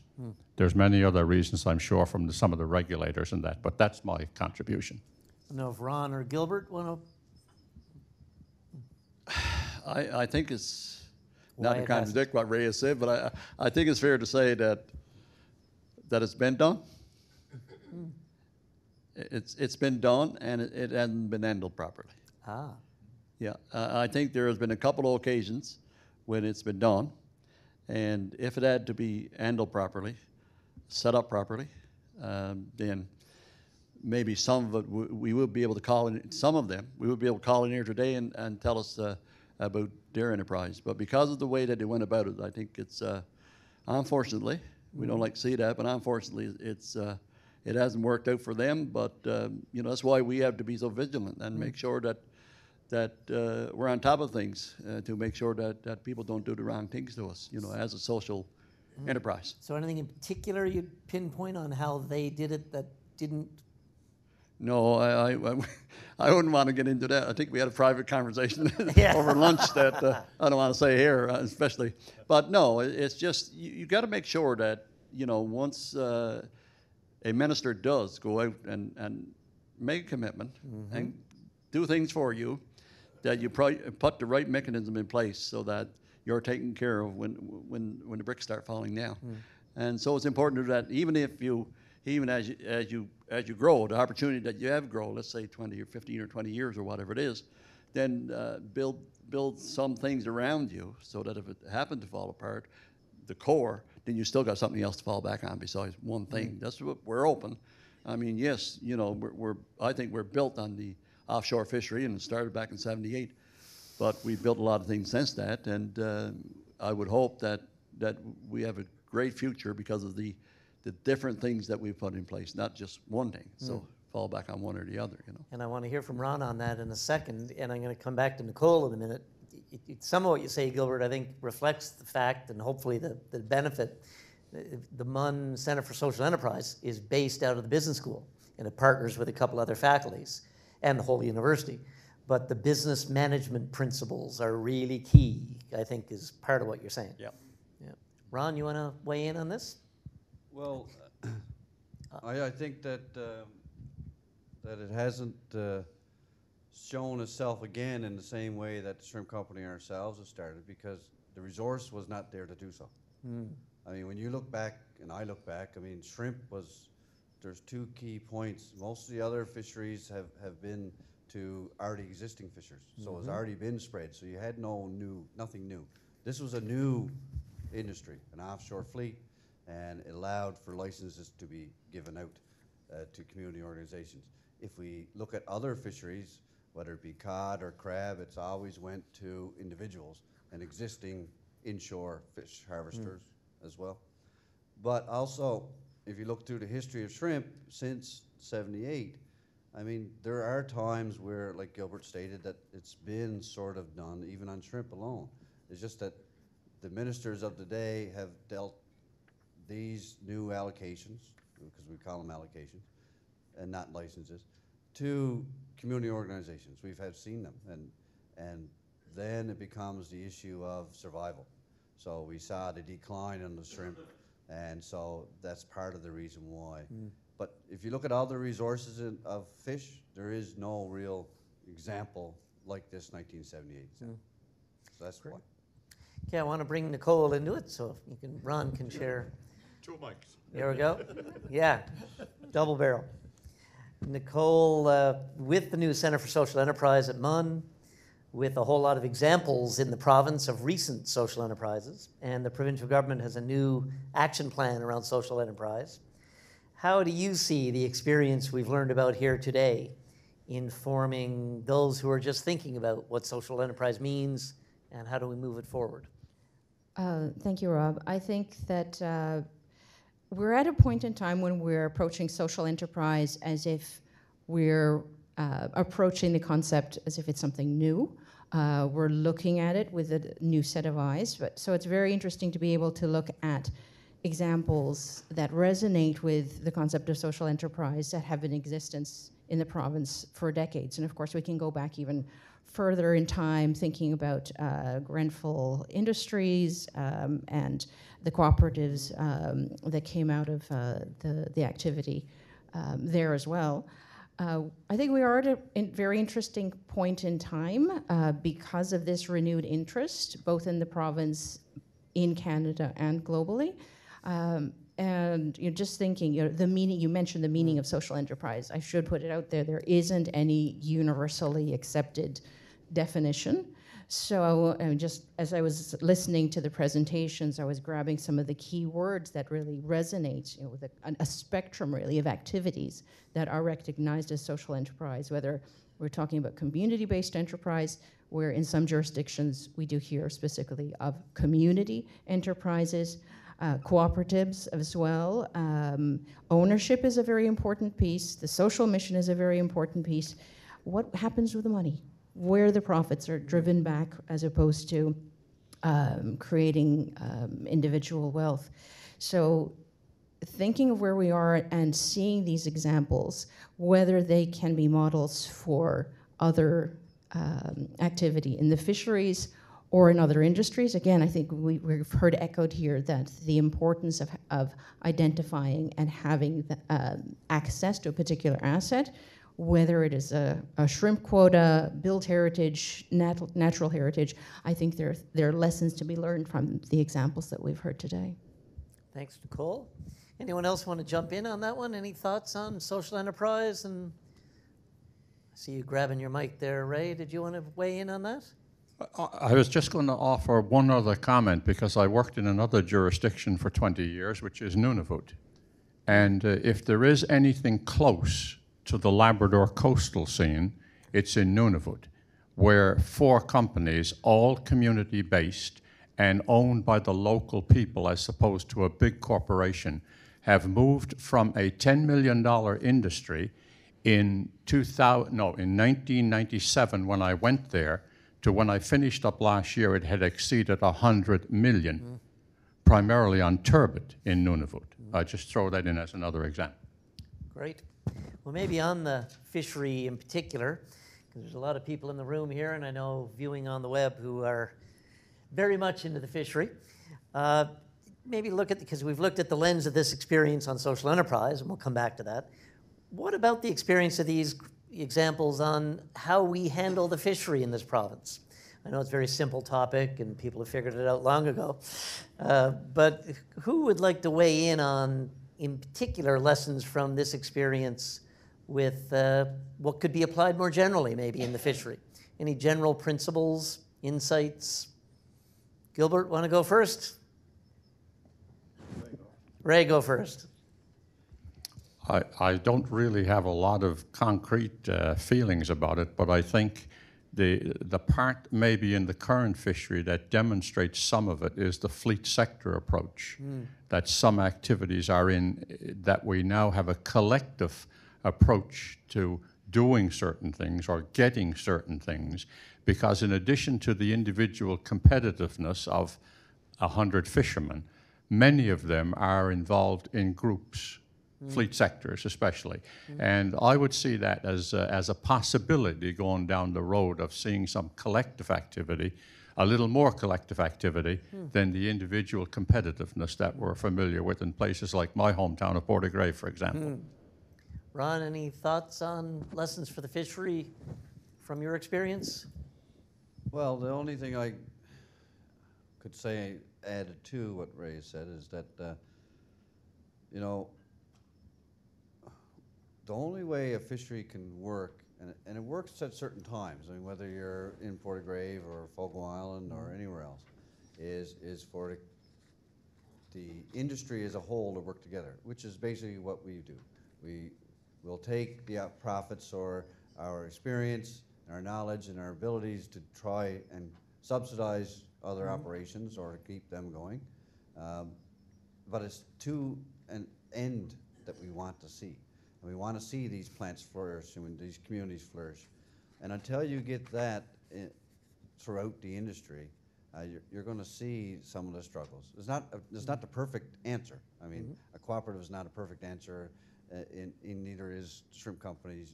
It's worked, but it's not perfect, and it has its own issues, its own struggles, different than everybody else's. And Gilbert mentioned it in his thing that, you know, your board of directors and your membership, they all have different goals. Sometimes that is your stumbling block. That is bigger than anything you can have. But I think that the only way that I've seen it in the past where you have a community and they start segregating and moving off, and that pretty much causes your downfall for future growth. So that's all I have to say. Gilbert, you want to weigh in on this one now? No escape. Yeah, no, it's basically the same as the guys are saying. You know, we work for fishermen. I do. Anyway, I got to be careful what I'm saying. So as you go forward, well, number one is what Ron already said about, you know, any possibilities out there, first of all. And then you have so many fragments that are out there that want to do it their way. And the individual fishermen, of course, are very important. And they've invested heavily in their resources, in their, you know, whatever they're using to fish, whether it be a small boat or mid-sized boat or a bigger boat. And so not with any new resources and our way of life being that we share it all, it's going to be pretty hard to put the same kind of system in place. It's like somebody said about the deal we've signed, you know, 40 years' time, we don't know what it's going to be like. It's like 40 years ago we did this, and it's fine. It's worked, like Ron said, it's worked out. Going forward, I'm not sure that's the way that the social people would want it to go. Maybe it'll be different. That, you know, I don't think because we sit here and we're looking at two very successful organizations that all of a sudden everybody's going to say this is the way to go. Because we have so many individuals out there that's going to say this is not the way to go.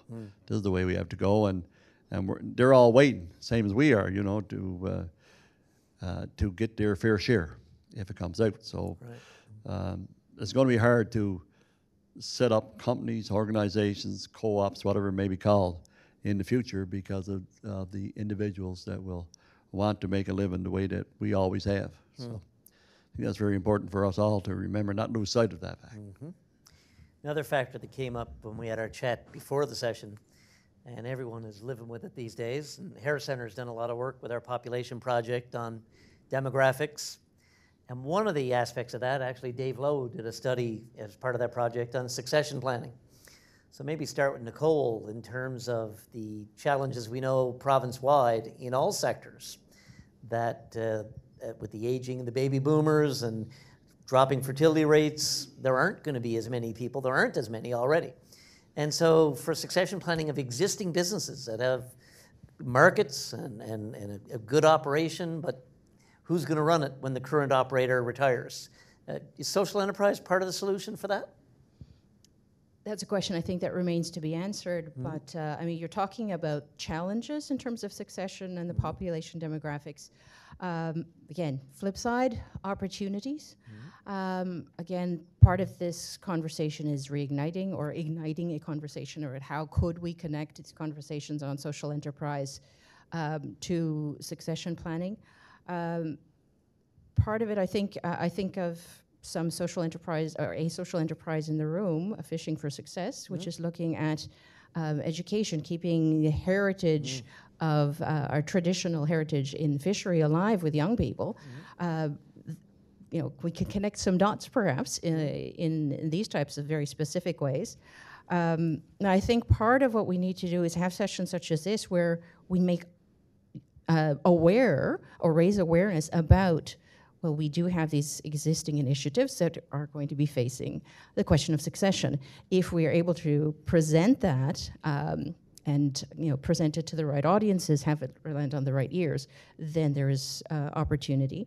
I also think, again, you mentioned the Center for Social Enterprise. We're connected to the Faculty of Business Administration. We already have an initiative where we are encouraging young people to seek experience in social enterprise, discover what it might mean as a career path, understand what social enterprise is by working in a real life social enterprise environment. With the new MBA in social enterprise and entrepreneurship coming online, we are looking at a cohort that would have 4-month-long internships. I would love to see connections between what we've talked about this afternoon and possibly identifying opportunities for some of those young people to do their internships in Labrador, working with these cooperatives and these organizations. If it doesn't guarantee that somebody might be able to say, well, now we can take this over, but it's one of the things that we could try. Another demographics-related point that came up before the session, but also in each of your presentations, is Keith and Gilbert, was technology. And I heard a lot of pride in your presentations on the state-of-the-art plants and facilities and technology you have. And I know for me, as the tail end of the baby boom, many thought productivity gains were an attack on labor because it was going to put people out of jobs. But when you're in areas where available workforce is becoming a challenge, I think Keith said before the session, it's the technology that's keeping the jobs. Is that a key part of the equation going forward? And Gilbert, want to lead off on that? Yeah, just... Okay. Yep. Yeah, it's a complete opposite. I'm going to say when I started out, but not only when I started out, for many, many years after I started running facilities, we had lots of people left at the end of the list when we were finished for the year. And you'd say, you feel bad because you couldn't take care of maybe 8, 10, 15, 20 people or whatever.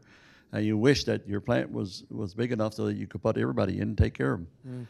And now all of a sudden we're going out and we're buying the latest technology that we can get so that neither hand touches anything. And we are doing that right at the present time. It costs a lot of money. I doubt if ever it'll be recovered through the cod fishery. But it has to be done if we're going to be involved in the cod fishery on a go-forward basis when it comes to processing.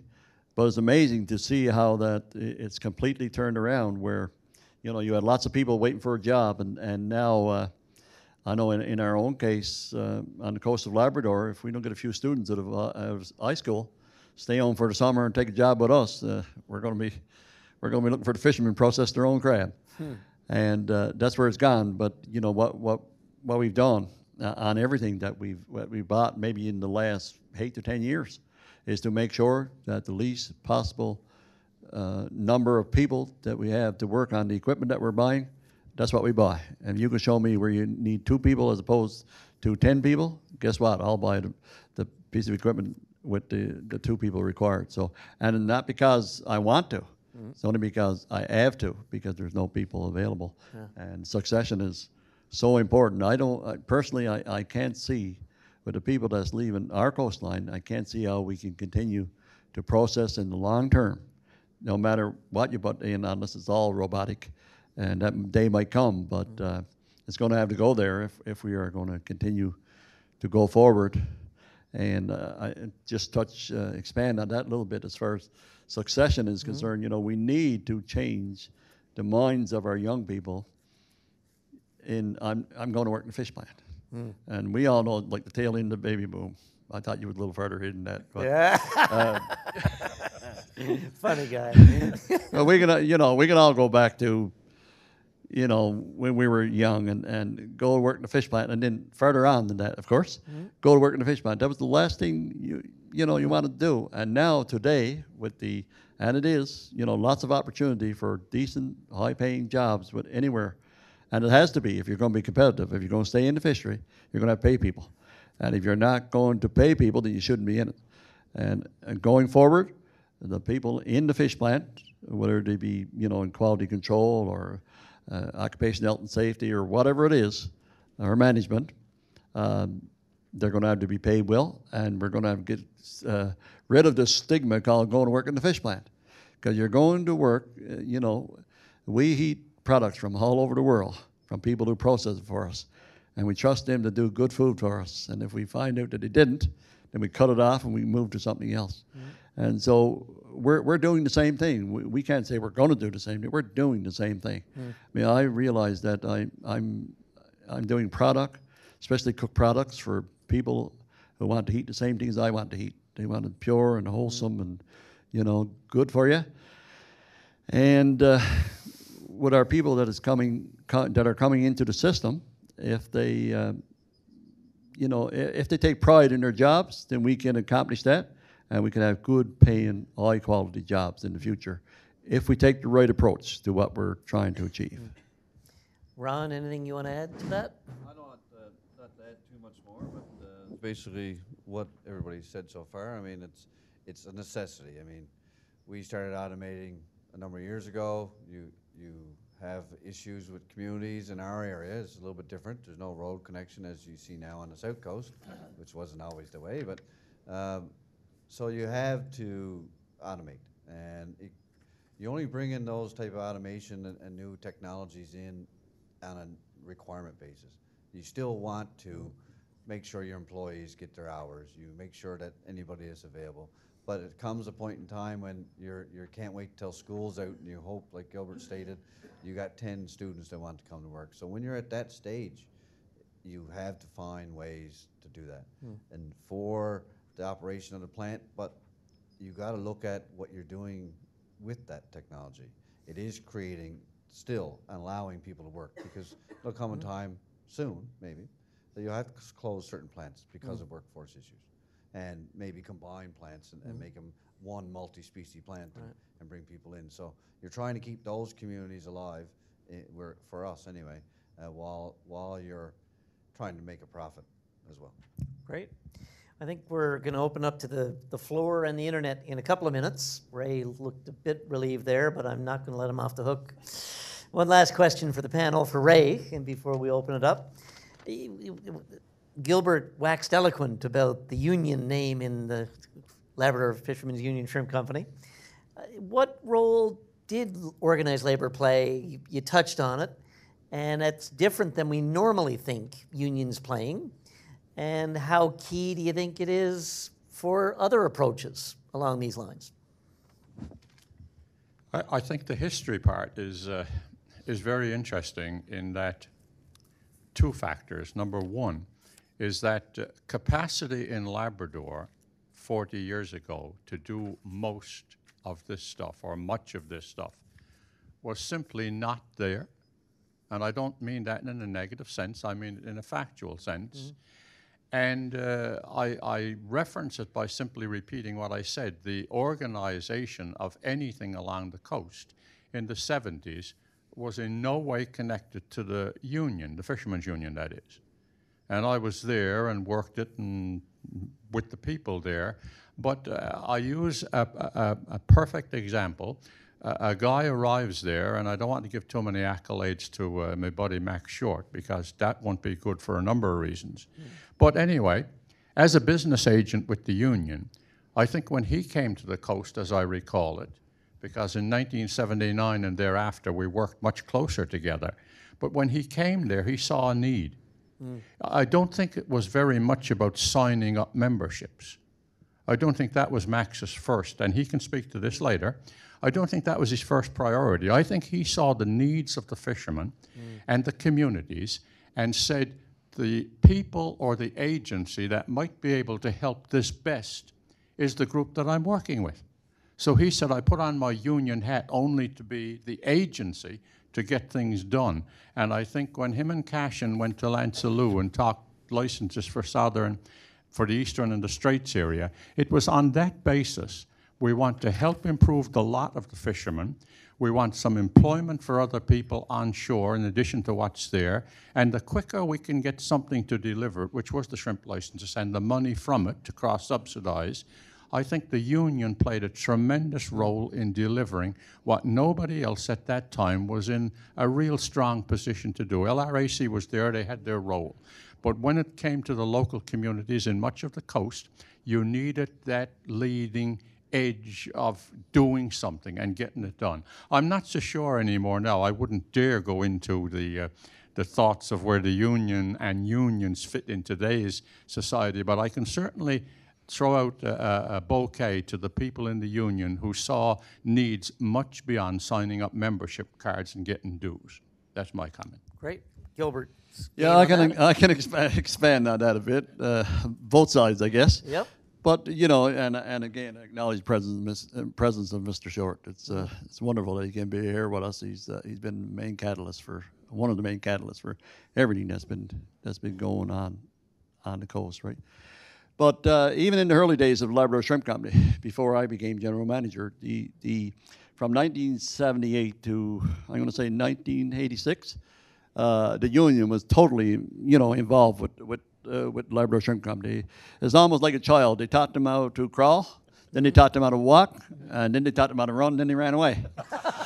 So that's exactly what we did. We were there when they taught us how to crawl, and then they taught us how to walk. I mean, Father Des McGraw was on the board for many years. Richard, of course, had those people there, and they reported back to him. And any time that I was in St. John's, I have a very crude story that I could tell you. I'll tell you personally, but I won't tell him publicly. That Richard told me one time. I never ever forgot what he said.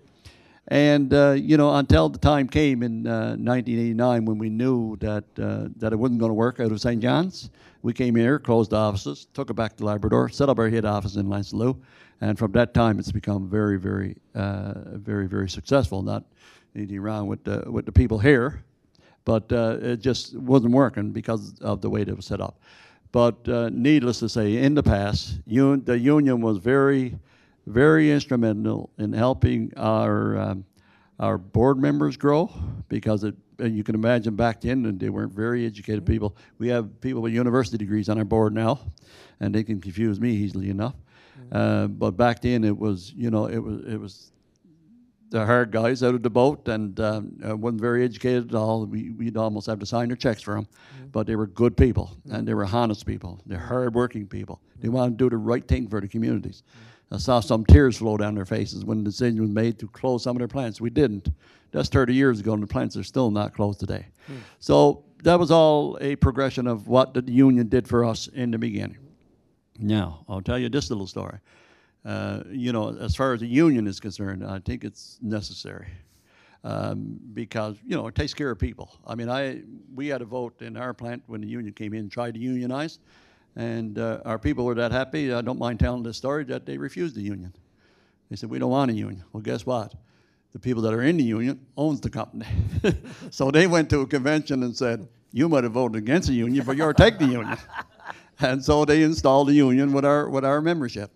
And we've had the union ever since. I think it's been great. If you learn to work with with the people that are in your different plants, and with the head office, with Keith and Dave and the guys, and then to work for the fishermen, and keeping prices, even though lots of times we're pushed where we don't want to go, we still, realize that they're trying for the best they can, we're trying for the best we can, based on what Ron has already mentioned, which is, we're social enterprise. I don't mind telling anybody that, and I'm socially always at that top of my list, but if it's any way possible, I'm going to make a profit. When you get in my way, well, you got a problem. So that's the way I've been for years. But socially, I'm going to take care of my people first. but I want to profit from my board of directors at the end of the day so they get elected again. If I don't do that, I got a problem. So, so you know, the union is, you know, I at the time, I probably, if I was to be honest, imagine my employees voted not to have a union. Can you imagine that? Never in the annals of history has that happened. And then our membership said, "You got no choice in the matter. At a biennial convention, you got to take the union." We've had the union ever since, and you know, I'm fine with that. We have problems, but we don't have major problems. That's what we're here for. That's what we get paid for, to help settle those problems, right? Anyway, Great. that's my Nicole or Ron want to comment briefly on this before, in general or specific to these cases? Well, I thought it'd be a bit more general or slightly, you know, or different context, shall we say. I mean, still thinking within the province and making some ties between the labor movement, unions, and social enterprise. I can think of the Fishermen's Protective Union, Port Union, Union Industries, and how we can draw a connection between essentially, I'm oversimplifying, of course, but you know, a collective gathering of people to address a particular issue, and connecting it with the generating of economic activity. In a more modern context, I think of the social economy or the économie sociale in Quebec, where the labor movement had been a very important player in the entire, we would refer to it as social enterprise, but in their case, social economy, where their recognition of the types of organizations that operate social enterprises is more restricted. They focus on nonprofit organizations and cooperatives. So there was a role at the time. It's a more detailed history, which I'll save for another time. But the labor movement did have a very important role in the establishment, now over a period of approximately 30 years, of the social economy in that part of Canada. Well, for Tauranga and for myself and Keith, of course, we don't have to deal with unions. We're, as Keith mentioned, we're exempt from that, whether it's fishermen or plant workers. And to us, if you're in our situation, you're cooperative, you already have your organized labor, because our plant workers and our fishermen are members of this organization. So if you're a member of an organization, you control your destiny, and you work collectively. And we do see it in our board meetings, and we do see it in our community meetings.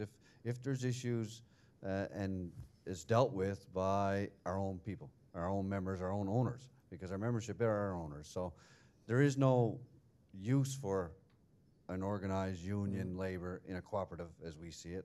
So that's the way we view things. I've worked in places where there is a cooperative with members who are also in a union, and then you have to negotiate as a cooperative with your own ownership under a union structure. Sometimes that don't work. I mean, you get politics, and unions, at my experience, unions will play politics. Those people bargaining sometimes will, and it's not to us, and I've seen the other end. We don't need it because, like I said earlier, it's already owned. All right, so we've set the table. I know there's loads of folks in the audience and online. We'll have opportunity for anybody in the room. Put your hand up. I'll keep track of as the hands go up.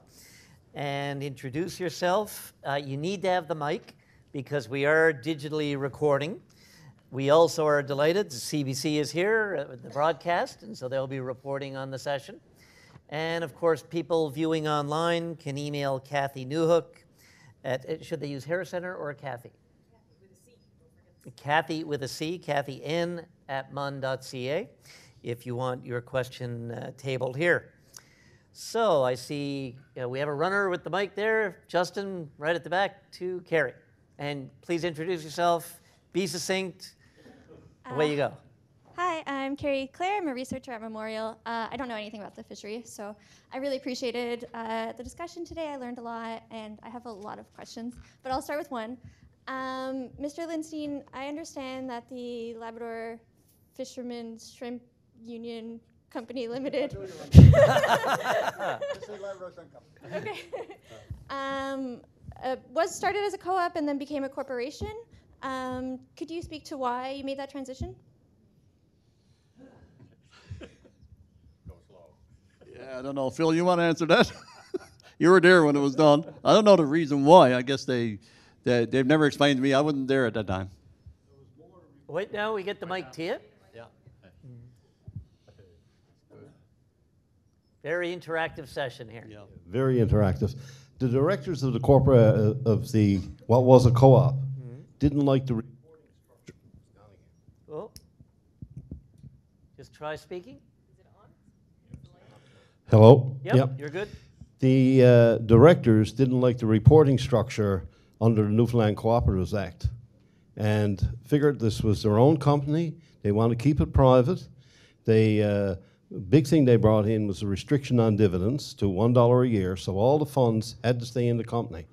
But they didn't like the reporting, and it was a lot less restrictive if you were a corporation.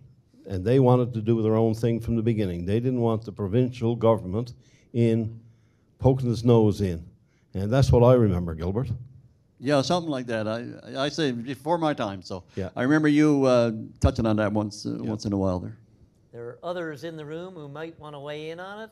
And I know Kathy has a question up here, Justin, that was emailed in. And then I haven't seen any other hands, but put them up and I'll get to you next. Okay, I have a few, and I have to get back to them. Sorry. One at a time. So this is a question for Gilbert. Congratulations to you on a successful history and ongoing operations of the company. What do you consider will be the biggest challenges going forward for continued sustainability? So, And do we not know a small question. Do we know who that question is from? No, Sheila Downer emailed that to me. She's got about 17 or 18 folks in the room watching it all together. So I got a few there from Sheila, and I'm not sure who exactly that's from. That's fine. And that's in the Labrador Straits at the Shrimp Company offices, I think. Tell them to get out, will you? Not a chance. Answer the question. Sustainability of what? Is it the resource or people? You know, and I guess I can answer both. You know, it's very important when it comes to the people, and I've already touched on that. It might have been sent before we elaborated on some of it, but you know, the biggest challenge that I see for our company, as far as the plants and the boats are concerned, is people. You know, getting the people, and you know, we discussed that over lunch. How you know, there are challenges with immigrants and things. We don't have anything against that, but the things that you have to do in order to be able to accommodate that is a little bit beyond the scope of what plants does in Newfoundland and Labrador, fish plants as such. So it's going to be a whole new way of thinking, I think, before we move to that. As far as sustainability of the resource is concerned, you know, it is a challenge for us at the present time. We know that the cod, again, this year looks a little bit positive. We're hopeful that that will for future years, and if it happens the way that we want it to happen, then the future will be okay. The shrimp resource, unfortunately, is not as strong as it used to be.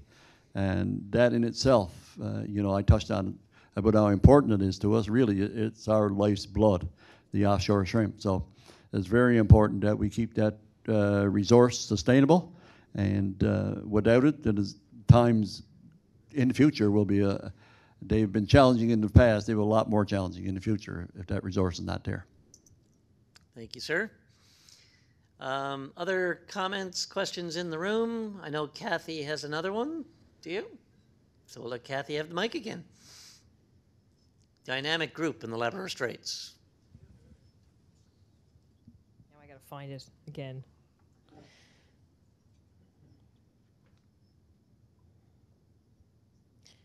Sheila's emailed a few.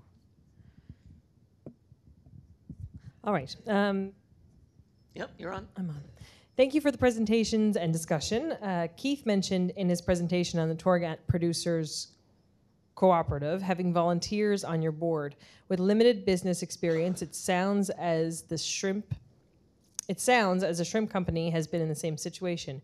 Do you consider the lack of connection to the business sector has served as a benefit or a challenge for operations? So maybe we'll let Keith answer that, but then we'll go to the panel for their views on this in their cases or in general. I guess it could be both. A benefit, I don't know who I'm speaking to. You can talk to Kathy. Okay. No, I wasn't complaining. It is a benefit in a way because they leave the running or the operation to you, who is your staff, who are the experts, I guess, who are the experts in the business side of it. And but it's got to be two ways, because we have to give them the right information, all the information, and because they're not business minded, it doesn't mean that they won't see the best routes and directions to take, and they have done that, because that's why we're here today. It is also very beneficial to have people on the board, and I think it would be from a small business point of view as well, so that they have, especially when we're doing our financials and presenting everything, that they have the ability to interpret and see why you do things you do. But I don't see it as a disadvantage. Like, I just wanted to make that point, that we do have average people from all walks of life, except the business in this situation. And it is a benefit in most cases, I would think. Yeah. Thank you, Keith. Great question. People on the panel, anyone want to weigh in on this one? Oh, I just want to comment that maybe that's why they have a strength that the business people don't have. Because they're not business minded, they're social minded, and that's what we're talking about here today. So don't necessarily have to be business people who make a successful company. At the same time, I mentioned in my presentation that our board gave me permission to go out and second the professionals that are in the field that were able to help me beyond my education, and one of them's there with us today. And has been there from the beginning, and if we needed expertise in other parts, then we were free to do that as well. So the business-minded part is one thing, and that's fine, but not necessarily the right decision would be made if they were business-minded, as opposed to socially minded, and use the expertise that you have available to you in the field. Ray, I know you've done a lot with credit unions, and you know these cases. Any thoughts from your perspective on this? I think a combination. Sometimes it's useful because having spent the last 10 years or so on the Credit Union Deposit Guarantee Corporation for the province as a regulator, there are times in this advancing society where sometimes it's nice to have a few, I won't call them business people per se, but professionals to assist and even to be taught by the ordinary folk, but the mixture of the two. I always kind of use the word balance. If there's a balanced board of directors, we've got 10 credit unions, I think it is, in the province right now. And as you meet with them and as things go forward, they get more challenging in a lot of the stuff that pertains to, in quotes, business and law and that sort of stuff. And more I've seen that group moving towards having a combination of what I call the down-to-earth, feet on the ground, regular people in the community being assisted and helped by certain professionals who can provide good advice and help the whole cause. Thanks, Ray. Nicole, any thoughts for social enterprise in general in terms of their boards or best practices on this? Well, I'm not an expert in this specifically, but diversity is a word that comes to mind. So to have that mix, and if not have necessarily, I think I've heard where there may have been a gap in terms of some of the business expertise that has been filled in other ways. So respect, first of all, I think also for the expertise of those who are doing, respect that there are volunteers on boards. Again, having that appropriate mix, I think, is the key. Ron, any last word on this one? Well, way I see it is that, yes, you have a big mixture of people on your boards.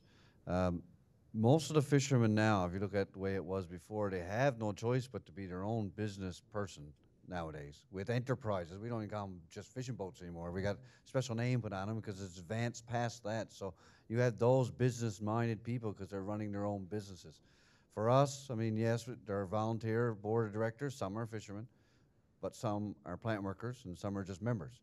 So you get that good mixture of some semi-business minded people, and allows them to learn, just as I had to learn as I come up through Tauranga. So it's good, and it also has its challenges at times, but where you're a cooperative, it works out. I see a question at the back, and I know Kathy has another one, so we'll go to Carrie again. A lot of questions. So I'm wondering, with climate destruction, really we're seeing the ocean, it's warming, it's acidifying, and it's choking in plastic. Are any of the players in the room here concerned about the long-term reliability of the wild stocks? Small question. Ray knows a bit about the fishery, and then we'll work our way across.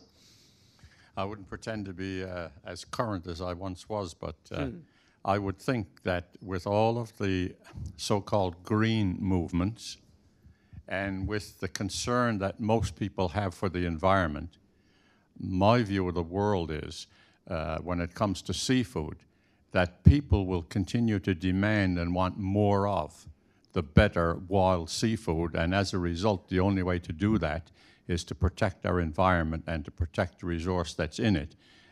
Nothing against aquaculture, nothing against any of the other activities that goes on. But in the wild fishery, there are good quality products that people will want more and more of. So I'm not really all that concerned, except in a general way, like most people are, that things will be maintained or improved overall in the environment. Thanks, Ray. I think Keith wants to weigh in on this one. Oh, no, you're just holding the mic. Gilbert, did you want to speak on this one? Oh, okay, good. Yep. Just give it a go. No? I don't have a whole lot to add. It's just that, yes, we are very concerned about the environment, especially plastics, and we are involved at different levels with regard to how our governments are trying to move forward with, I guess, different products. I mean, in our business, plastic is very important, especially in frozen products, and maintain the shelf life and everything in that nature. But we also have to look forward to see what we can replace them with, or whether we can recycle them. Because once it's sold from us, it's gone. If we're talking about our products, I'm very concerned about just plastics everywhere in the world. But I don't like it. It has to start at a higher level, I guess, and it has, I believe, with the government. And it has to be something that's got to be addressed. I agree with you. But we all do our small parts, I guess, and see what we can do, basically. Others on the panel want to weigh in on this one? See Nicole? Yep. So thanks, Harry, for your question. Citizen of the world, concerned, to put it mildly, yes. I can just comment perhaps on, again, social enterprise, and speaking, we've heard a number of times, social mission. Where we're concerned, social includes environmental, and we're talking a lot about sustainability. Sometimes the approach is that, we're talking about business sustainability. We've heard some references to sustainable development as well. Well, sustainability in a broader sense than just business sustainability is what we're thinking of. I think Kathy has another question emailed in.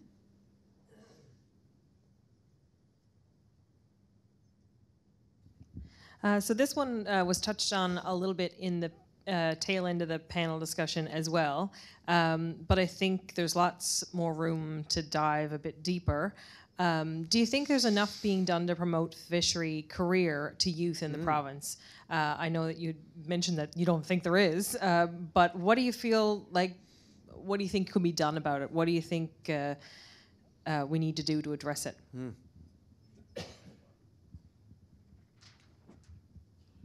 Yeah, that's a good question. I'm not sure what needs to be done, but we could use, at local level, of course, we could use a bigger drive to try to get the young people interested in it, and I'm sure our schools could try to find some way that they could get interest from people. If you went to Iceland, you see they got degrees over there for fisheries, and I think we're a long ways from that. That's something you can work on, perhaps. Yeah, and you know, it's been a very successful program, and going forward, we need, I don't know how we're going to do it, but it will have to be done eventually through the, you know, we always say government, everything goes back to government, but the private enterprise as well to, I know in our own case, and I've been thinking about this a lot lately, is getting out there and advertising, you know, telling young people, like in the papers or social media or whatever, go get your courses. This is what's available to you if you come back home. If you want to come back home, that's another problem. There's a lot of people don't want to come back home. They come here and they stay here because of all the conveniences of whatever. They start a little family and then they're kind of caught. But you know, only way we're going to change that tide is obviously through our professionals, and also doing it ourselves. We have to get out there and make sure the word gets out that if you get a job in a certain field, you're going to get paid well. I mean, young people will take up the challenge, I think, if they know that they're going to be well taken care of because they've chosen a certain profession. The reason they chose others is because they've, you know, they know what it is and what it's done in the past. Our culture is such that we're still hung up on the fish plant, and I'll just say that again. And until we change that culture and talk among all of us, then we're going to be facing real challenges. But I think it can be done. But there has to be a commitment on behalf of all of us in order to do it. One entity won't do it, but if we all work together, I'm sure we can find a way to get there. Ron, thoughts on this one, or? I think some of the main things that might be out of our control to do that, such as year-round employment. I mean, a lot of things, my family, my daughter and her husband is in that same boat where they're out in Alberta. And they used to be a fisherman, and he enjoyed it, but he needed to have that stability of year-round employment and being able to grow a family, be able to go on holidays and all those type things. So I'm not sure if just education of fish plant, but yes, there are great opportunities, but they're only short-lived at this current stage for most of our fish plants. So it becomes that type of issue as well. So what the answers are, I wouldn't venture to try to guess them all or have all the answers, but I know there's things that we need to work on to help make it easier for people to have a full career, whether it be 9 months a year or it be a full 12 months. I think, and I don't pretend to be an expert in this stuff, I know Glenn Blackwood, the head of the Marine Institute at Memorial, hoped to be here actually, but couldn't be. And he and his team, of course, are doing loads of work. And there's loads of people signing up for the programs, including Marine Institute now delivering degrees, as well as the industrial training. Alistair O'Reilly is here, who's been very involved in all that, and now also with the College of North Atlantic, looking at the opportunities, you know, with the demographics and with the need to enhance innovation and productivity. Maybe there's a happy convergence here. I'm always glass half full, that young people do want challenging year-round careers that are well paid. And the technology demands to be successful in those sectors now are going to require people with those skills. And I think the education sector is responding to it. You know, we're still all figuring it out. And there would be people in the room here, I think, who would have better informed views than me on this. So feel free to jump in if you'd like. I see a hand right behind. Good timing. And you can introduce yourself. My name is Kimberly Orrin, and I represent Fishing for Success. And so I have to, I can't, I'm busting over here. If we're going to get young people engaged in the fishery, we have to start before the age of 9. And that's what research tells us about engaging people in their career. Children start thinking about what they want to grow up to be before the age of 5. They're already talking about being ballerina spacewalkers at the age of 5, or firefighters, or whatever it might be. They're already thinking about that and envisioning themselves as an adult. And so if we don't expose them to the marine environment, to fishing, to getting in a boat before 9, we have missed the boat. So waiting to Marine Institute, waiting to high school, it may be too late. So we've got to start a lot younger. So what are we going to do to start younger? We think about when we need scientists and we need technicians, we have STEM programs now. We have coding for girls. We have all of these camps to get kids interested. We have targeted programming in school because we identified the need for scientists and technicians. We've identified the need for farmers. So we have agriculture in the classrooms, we have little green thumbs, we have 4-H. So now we're today talking about the need for fishing. So what are we going to do? Are we going to wait to high school? No, we need to do a little blue thumbs. I can't even talk. I'm nervous. I don't know why. I'm usually good at talking about all this all the time, but it's important to me. So I'm speaking with passion. We've got to get young children engaged and back to the water. And the interesting thing about it is it's not just fishing. There's so many careers. Look at the view out here. So many careers out on the water. So it's not just fishing. It's all kinds of maritime careers. Fishing is the hook. So we're really doing our young people a disservice by not getting them excited, by getting them in a boat. So let's start before age 9. Let's see what we can do. And you should feel free to say a little more about your own program if you like. We're a nonprofit social enterprise based in Petty Harbor, and we're all about getting young people in boats and getting them out fishing. And it's about engaging them with the hopes that some of them will grow up to fish for a living, but many of them will grow up to be just interested in the ocean, because when we think about today's biggest problems, they're centered around the ocean. Climate change, ocean acidification, microplastics, how we're going to feed 9 to 10 billion people, it's centered around the ocean. Thank you. Super, thank you. And I do have another hand up maybe on this topic, but anybody on the panel want to respond specifically to what we've just heard? Nope. Over on the side here, Alistair had his hand up. I only need to see it once, and there's no escape. Thanks, Rob. Look, congratulations. This is a great session, and the presentations were excellent. I have, on the topic we're on, I'll offer this comment. One of the things, as you mentioned, I'm with CNA as the chair of the board, but I'm also doing some work with the Ocean Learning Partnership, which kind of speaks to where Kimberly was coming from. The program there is primarily aimed towards high school students, and the main thrust of it is experiential learning opportunities, internships and that kind of thing to provide kids with the opportunity to see what's happening in the marine environment, not just fishing. But bringing them in and getting them exposed to it is probably, a big part of where the success lies. But I'd also like to switch, if I can, to just offer another comment. My day job today, I'm actually working for Gilbert and Keith and Ron as part of my job as the executive director of the Northern Coalition. And the Northern Coalition has been around since '96, and it involves entities such as the Shrimp Company in Tauranga and several others from Nunavut, Nunavik, and Nunatsiavut in southern Labrador. So all of these entities, like all other entities in the north that have fishing access, fishing quotas and allocations, as Ron was saying, in all cases, they're community-based enterprises. So I've explained this to some people are saying there are no fishing entrepreneurs. There's all kinds of entrepreneurial skill and competencies among the management teams of these organizations, but they're all community-based. So it's a very unique situation in the north, and the benefits are phenomenal.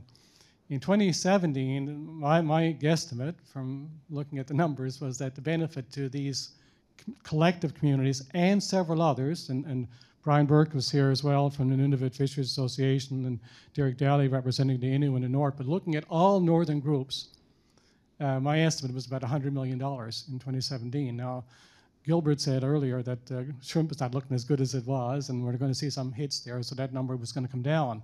But it's extremely significant. Just in the case of the Northern Coalition members, our group alone, again based on 2017 numbers, there are 45 social enterprises that are supported by our members. And there's really only 5 members. There's 7 board members, but there's 5 corporate entities employing 2,400 people. That does not include inshore harvesters, Gilbert mentioned, just to explain that. It's huge, and the benefits accrue to all the people throughout the entire northern area, which is coastal communities, right from Nunavut on down. 40,000 people in these coastal communities of 52 communities with 40,000 people are all enjoying the benefits of this. So it's a huge and very impactful and very significant benefit to these communities, all based on access to and benefit from adjacent common property resources. The other point, though, I think that both Keith and Gilbert mentioned in their presentations is the partnerships they have with southern operations. And that's a very significant element of this because Ron spoke to the seasonality in the north, which is a huge challenge. And it, maybe if maybe climate change will solve that for us, but or not. But in any event, the seasonality is very significant and it will be for the foreseeable future. That has meant that it has made a lot of sense to do partnership arrangements with southern companies. And in Keith's presentation, he spoke about his partnership with Mercy Seafoods. And Gilbert also spoke about his operation. So it's a unique element of these social enterprises to have partnerships that allow for sustainable businesses. And in that respect, the businesses operate the same as any other business. Gilbert made the point very eloquently about them being a profit motive. It can't be about all things to all people and worry about tomorrow. It has to be strategic. So that's a very important distinction. And so it's an interesting model. It's one that is not well understood and well articulated, which is the great value of this session today. And it's important to do that. I'm not sure how far it has to go beyond that, but in the north, it has presented a very unique and very impactful and very successful model, and one that I think will stand the test for quite a long time to come. Thank you. Thank you, Alistair. Members on the panel like to add to that or respond to that? Nicole? So thank you very much for that, Alistair. It also makes me think of some of the developments around the Social Enterprise Action Plan. You know, just hearing the examples of community-based enterprises and cooperatives here. The particular approach of the province's Social Enterprise Action Plan refers to supporting nonprofits and cooperatives. In my work through the Center for Social Enterprise, we have not seen much engagement in terms of cooperatives, except for today, with today is a brilliant exception. Given this particular focus, where can we see the opportunity? I know next week, for example, the NL Federation of Cooperatives and the Department TCII are organizing a workshop about social enterprise and cooperatives. If anyone is interested in details, you know, I'm happy to share them afterwards. But just because of where the conversation is at this moment, there could be opportunities to bring these examples again of initiated 40 years ago, 40 years of track record, looking what's happening in communities in the north. What are the things that we might be able to learn from Labrador that would be applicable in rural parts of the island, for example? But if we have these conversations, or not these conversations, bringing all of the potential partners, there is a part of the action plan is also the development of creation of I hope I get this right, social enterprise partner network. So to have the right voices involved in determining what happens moving forward in terms of the social enterprise sector in the province, I think is very important. And now may be a moment in time, given the release of this action plan, to be able to say, well, we have something to say, we have information and knowledge and experience to bring to all of this. So, thanks, Nicole. Anyone else on the panel want to agree or hopefully disagree with Alistair? It's beyond disagreement. Oh, yep, right. No, I just got to say that Alistair's commentary about trying to make things more year-round or more continuing, the perfect example, I think, lies within the Northern Coalition, and people who are not fully exposed to the Northern Coalition and their mandate and their geography and that sort of stuff.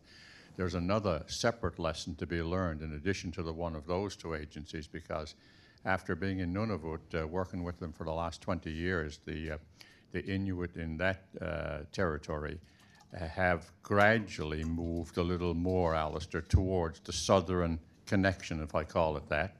And no doubt with an agency, again, like the Northern Coalition, here's a platform to sort of bring it along, to make it happen. And I think that's a very, very important part of the North in particular. Thank you. All good? Kathy, I know, has another one or more that have been emailed in. Yep, I've got one that comes from all of the staff at the shrimp company. They want to know if they can close up on Friday. When the cat's away. But I also have a question from Denley Rumbold, and that's also for Gilbert. What role do you think Aboriginal groups like Newfoundland Community Council have in the future of the fishery in Labrador? Very important one, I hope, and as a partner with us. Did this turn on? Yep. Yep. No, very important. You know, we've already started that process. We've been partners with Newfoundland for a number of years now, and we have an excellent working relationship with them. And, you know, Denley is one of the guys that we used to have to work with us, and he went to work because he wanted a full-time job year-round. Maybe I can find one for him now. But, yeah, no, Nunatuvat, you know, like I said, we've worked consistently with them over the years. We have an excellent partnership, and we're going to build on that partnership going forward. I think they have the same commitment towards us. We sense that, we know that, and we have different meetings with them all the time to make sure that everything is okay, and it is. And I think the future bodes well for both companies together. I'll say companies anyway. The fisheries arm of Nunatuvat. Ron, I know you've spoken to this already, but did you want to add some more to this? Well, the question was for Gilbert on his future, so my recommendation would be to ensure that both sides finds a way to work together, because it can tear apart an industry quite quickly if you're not working close together.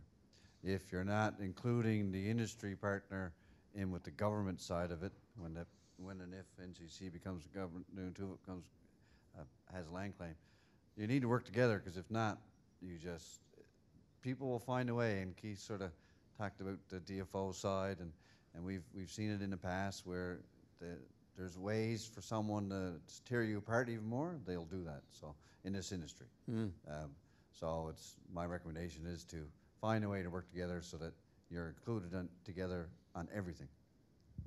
Ray, I know you've worked a lot with Indigenous communities and groups, including in the fishery. Anything you'd want to add to this? No, there's not a whole lot, but I would stress the fact, I think, the slower process that sometimes happens in that community. And I think it's best expressed by my frustration when I went to work with them first. And I used the term, you have to wait sometimes. It has to mature. The time has got to be right. Because when I went to work in Nunavut at the beginning, there was a real frustration because I couldn't get something done within a matter of a few months. And the elder, that was my boss, said, Andrews, we've been waiting 50 years to get this done. Another few months will get us there for sure. And I think that's one of the things sometimes we jump. I found it at least, having worked since the mid-70s with the Inuit and Labrador or the Métis or the Nunatuvat, whatever.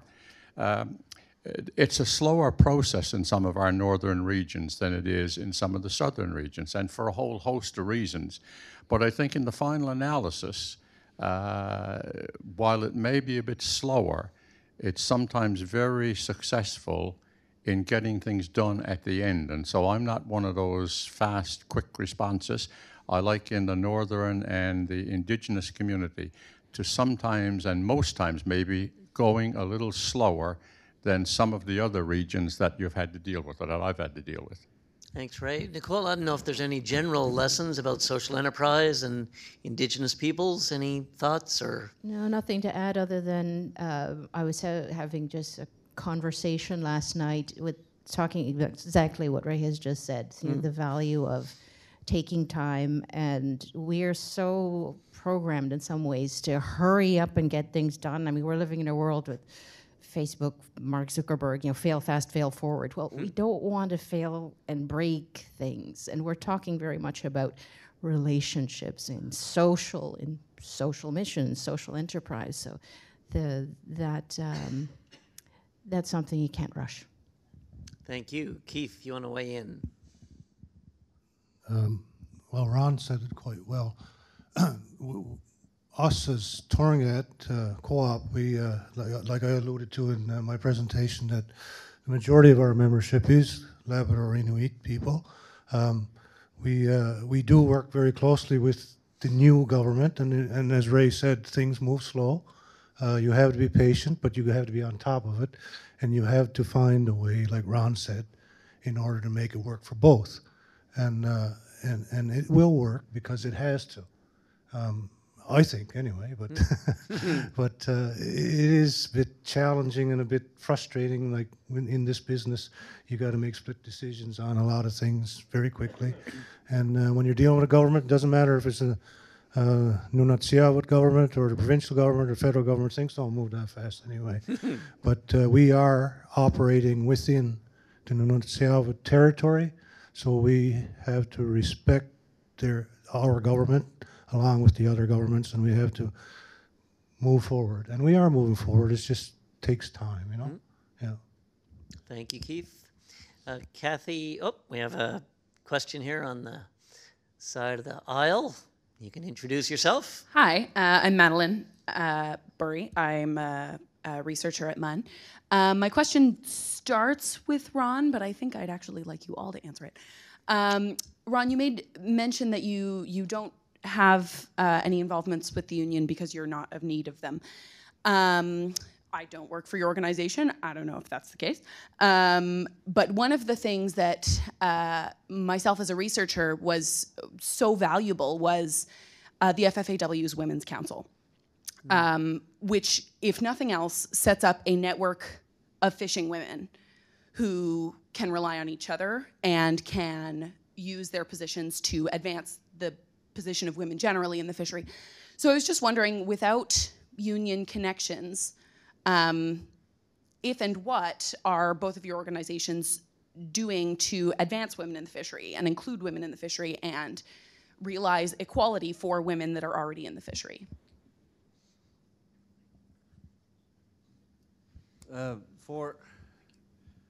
For example, some of the things we've seen is once we're able to access resources, and Keith showed a picture of our board of directors, and there's only been 3 times that I know of since my time working there that we've had women on the board.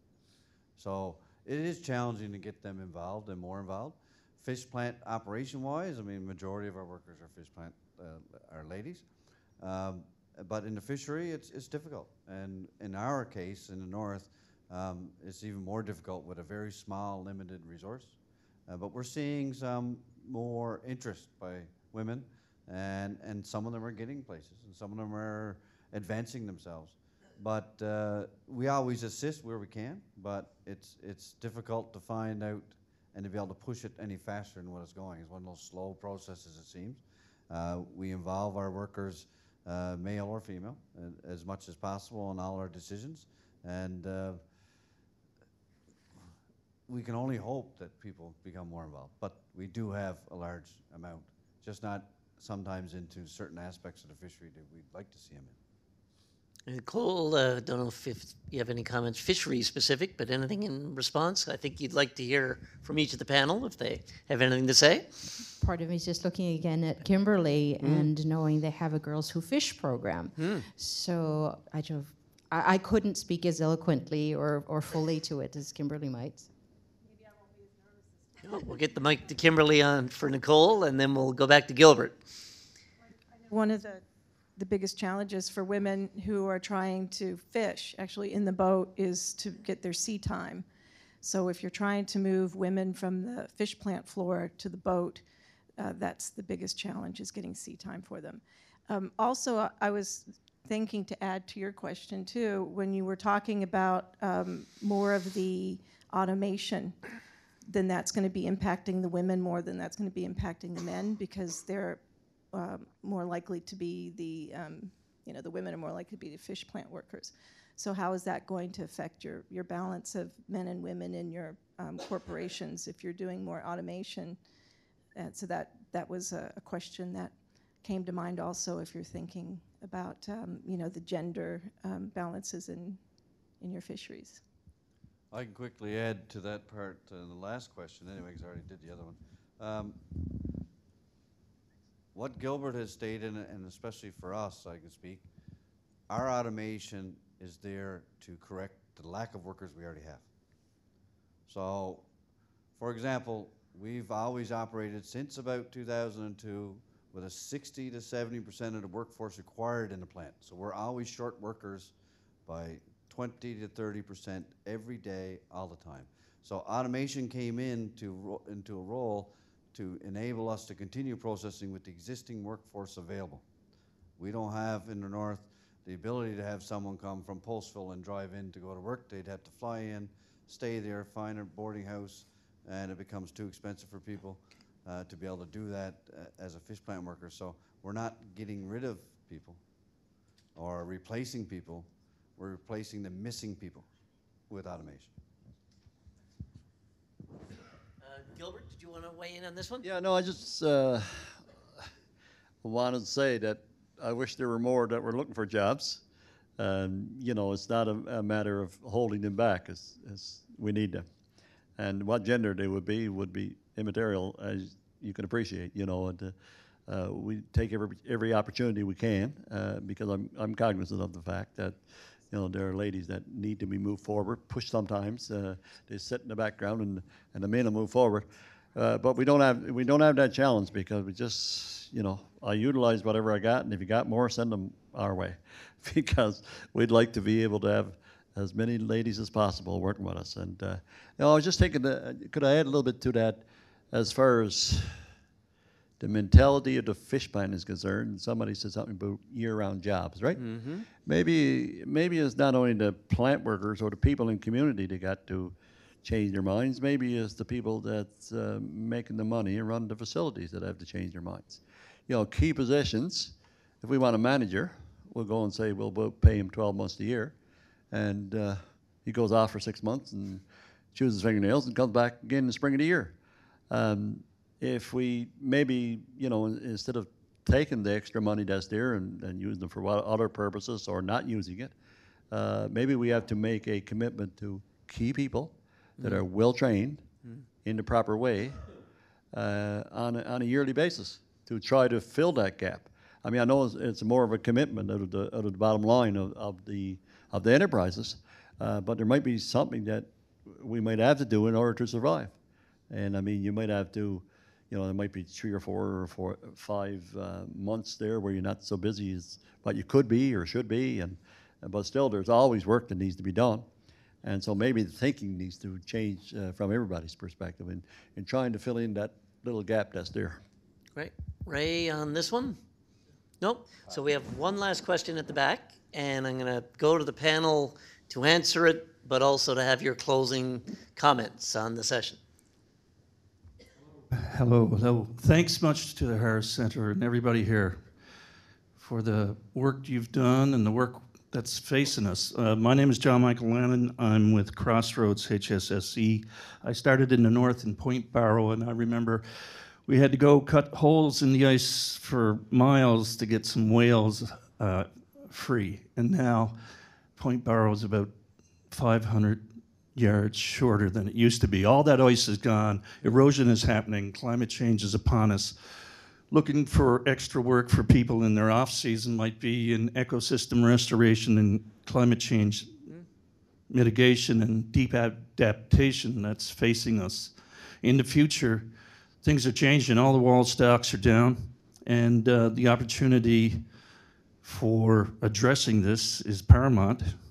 And within the opportunity is a lot of work in communities. So I'm wondering if you guys have any plan B when it comes to climate change, or as Margaret Atwood says, everything change.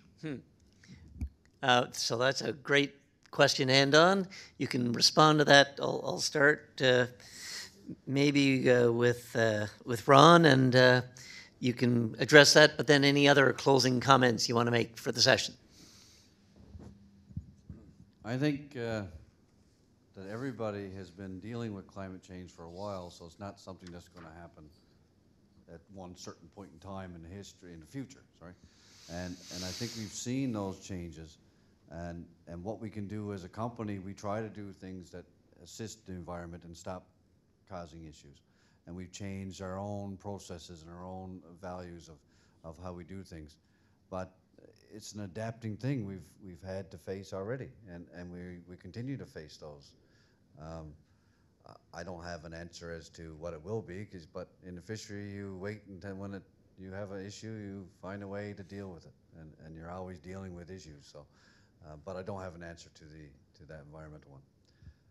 In closing, I'd like to say thank you to everybody who asked questions and the ability to speak. And I was glad Keith did his presentation, but we could have changed places. I would have done in 15 minutes.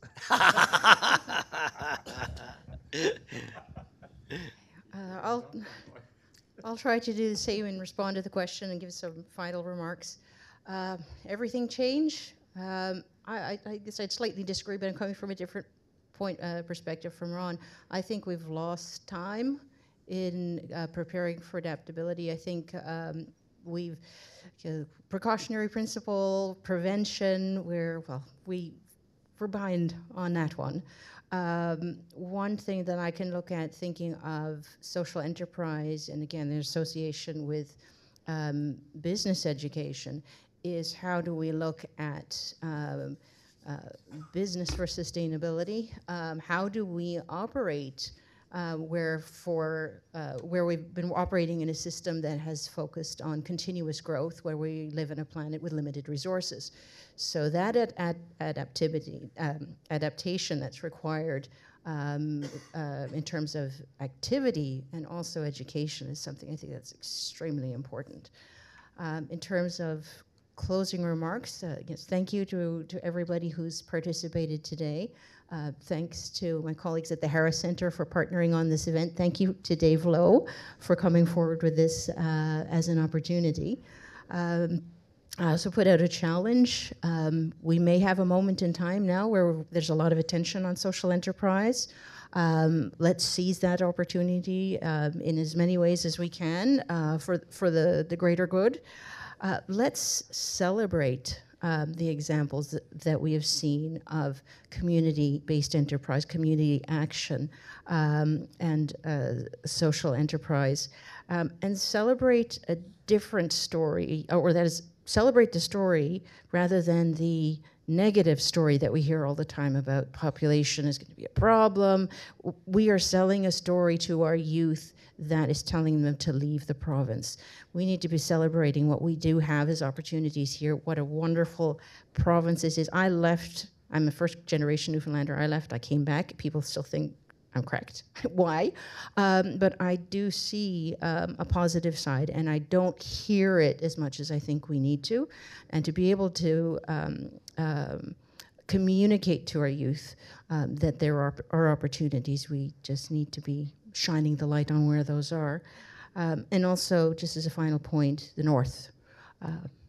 I almost want to say, need I say more? But I think the relationship for so long has been south to north. It's wonderful to be having conversations and sharing this afternoon about the successes in the north that we also don't hear, and I think we need to give due respect to that and to all of the communities there. Thank you, Nicole. Gilbert. I don't know what to say on this one. This is, with all due respect, I'm a bit of a cynic. And it comes with that, right? It takes a while to work it out. If I was to be honest with you, I'm not sure what I believe yet. And that goes back to education, right? You've seen what you've seen, and that, I talk to my friends up north. And, I talked to people at Boston Seafood Show who told me that they hunted in places and, they went on the rivers years ago, or maybe even last year, and this year they can't even get close to it. And so when I ask one of them, do they think it's happening? I got to believe it. I'm almost there.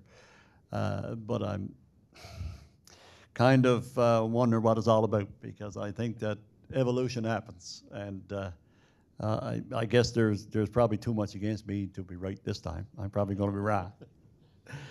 But anyway, our plans, we're all, I think, aware of what has to be done.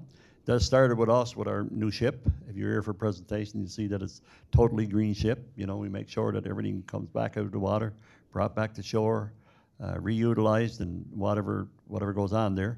So that started with that, and of course anything, you know, in our plants that we can use that is environmentally friendly, we do that, and we're going to continue to expand on that in the future as much as possible. We mightn't always be the leaders, but it won't be because I don't want to lead, it'll be because I don't know how to lead. And if I see other people leading in a certain field and it's successful for them and it works for them, then, you know, we will do the same thing. I have no problem with that. But I've still got some doubts about some things. Maybe we can talk about it after.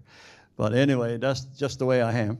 And, you know, as far as the session itself, sir, wonderful job.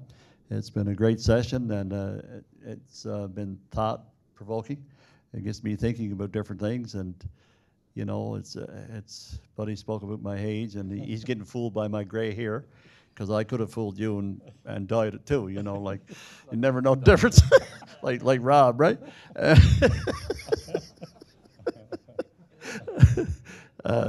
But, you know, the challenges before us are immense, I think, because of the different things that are happening and all the questions that we have, all the answers that we don't have. But as we move forward, like you said, you know, North with the South, this is a good dialogue to have with each other, just to educate each other in what we're trying to do and what we're not trying to do, the things we're putting in place, the things we'd like to see put in place. And, you know, like I said, it's been a real good evening for me to think out some things that I never thought about before, that I heard some of you bring up. As far as the social aspect is concerned, you know, if you can put it together, in my opinion, this is the way to go. And if that happens, good. But like I said, I will caution everybody that it's a very difficult road to get in place when you know, well, one thing if you had resources out there that we could draw on today and say 6 months' time we're going to do this, that, something else, then I could be very easily give you a model that you could follow after and draw up a little constitution and we'd be on our way. But with the challenges that are before us today, you know, with the resource and sustainability moving forward and climate change and all that stuff, then it's going to be quite a future for somebody. And I hope, even if I am getting old, I'll be here to share it with some of you. Thank you very much. Thank you, Gilbert. And Ray, clean up. Clean up. Okay. I would simply say this, that when Dave Lowe and myself had the first chat about this out at Bed, Bath and Beyond a year or so ago, that I didn't expect to see the results unfold the way they did here today. It's been a real pleasure to be here, and I think and I hope that some lessons have been learned. And the point that I would make going forward is that when old fellows like Gilbert Linstedt and Ray Andrews and Rob and others are about to be fully retired instead of almost or partially retired, that you don't forget corporate history and the bit of good stuff that's done. There's no need to reinvent a lot of wheels.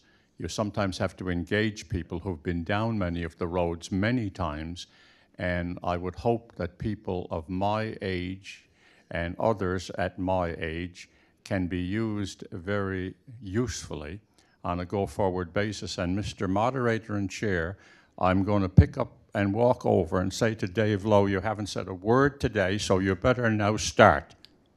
This is the guy who really got this going, by the way. Yeah. And we also want Keith then also to have a final word. Yeah, I'll be quick, but the one thing that I sit here wondering about, 40 years ago we were able to get a federal minister, Romeo Law, and his director, Len Cowley, into a room with fishermen. And I think if they were here today, they would be very pleased with what happened as a result of it. What do we offer now, and what do we articulate to the present federal minister, the provincial ministers, in terms of the way forward for the fishery and the role of social enterprise and social responsibility? And I think one of the takeaways today that comes out is that social enterprise is about making money, and that these two enterprises have been very successful in making hundreds of millions of dollars and putting that money back into the community. And I think that we've got lessons, as Ray said, learned from that experience. But what are the challenges now that we need to articulate in a policy way to the Minister of Fisheries, to the governments of Canada and the province, in terms of what we need for a sustainable fishery in rural Newfoundland and Labrador for the next generations. Thanks very much, Dave. And Keith gets the last word. Yeah, I won't be a half an hour, Ron. But, 29 minutes. Yeah. Dave, I'd like to thank you for involving us in this. As myself and you and Gilbert and Ron and others spoke over lunch, that this is a surprise to us to be invited to such a forum, and not that I want to be invited every week or month or year, but it was great. I learned a lot from a successful company in Southern Labrador, and I just gave you what we have done and with regard to our neck of the woods. With regard to climate change, we see it.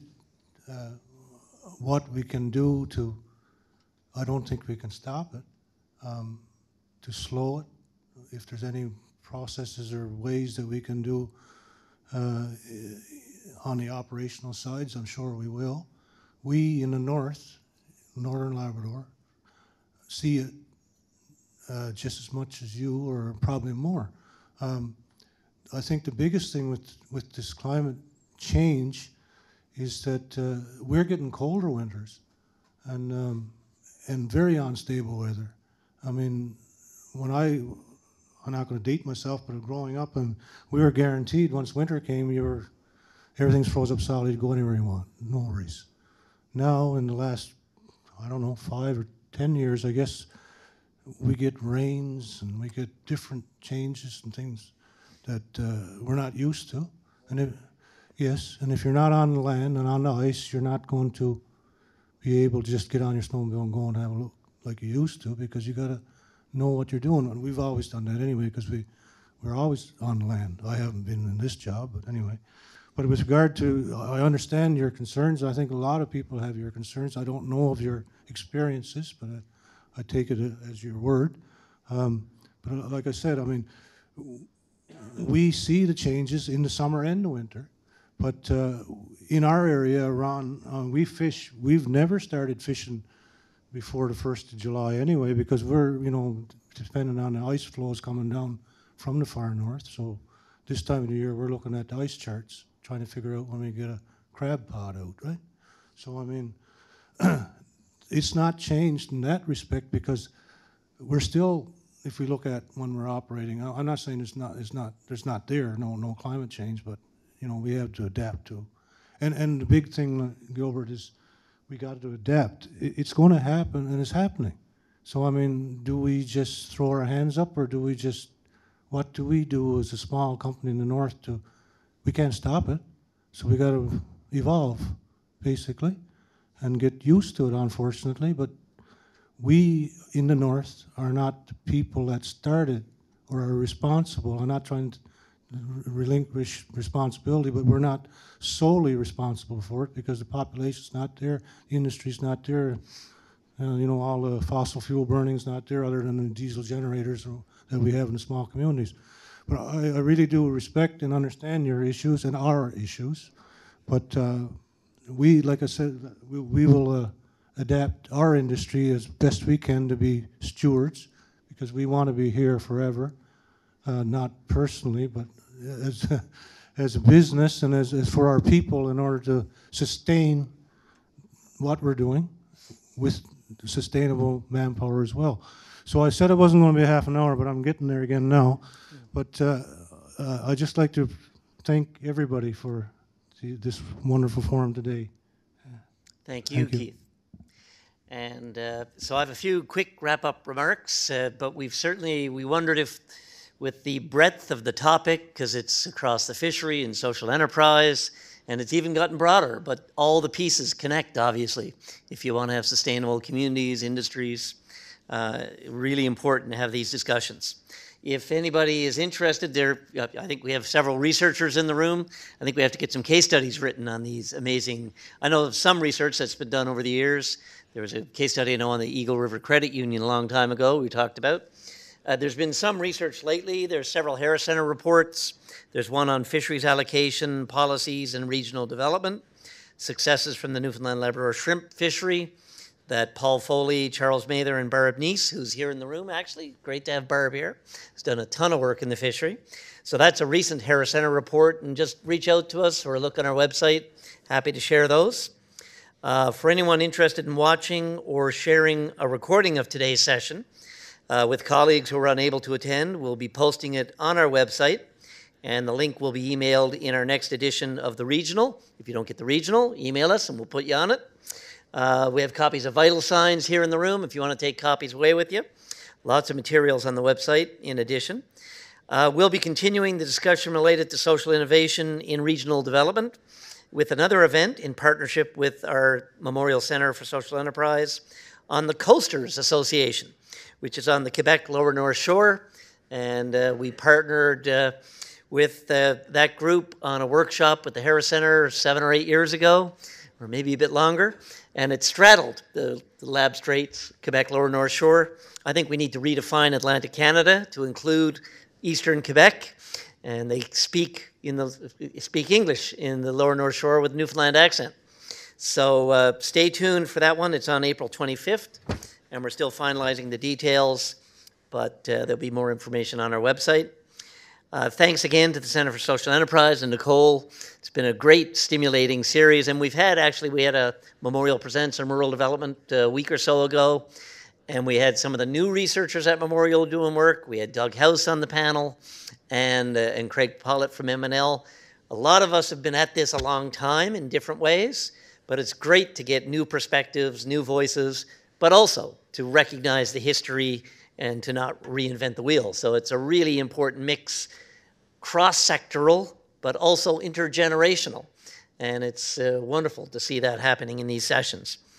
Thanks again to the Harris Centre and Signal Hill campus team for running things as smoothly as they always do. Justin, Ruby, John, Joe, Mandy, and Kathy inherited a lot of work with the downsizing the Harris Centre experience with budget cuts in the last year or so. And the machine just keeps on purring, and it's only through a lot of work. So thank you, team. Finally, thanks to our presenters and panelists, Ray, Keith, Gilbert, Ron, and Nicole, and to Dave Lowe for really initiating all this. He's the executive in residence in the business school, but longtime champion of rural development in Labrador and on the island, and always thoughtful and in the background, but makes a lot happen. So thank you, Dave. And finally, thanks to everybody viewing on the web and who are in the room here today, especially the folks viewing from the Labrador Straits and Labrador Coast. And you can't have Friday off, Gilbert says. So I don't know, Keith, what about your crowd? Show up to work? But we know you love your job, so. Now, thank you all very much, and please join me one more time thanking the panelists and presenters.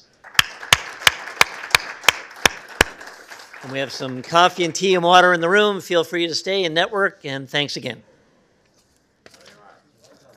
Well, sir, thanks a million.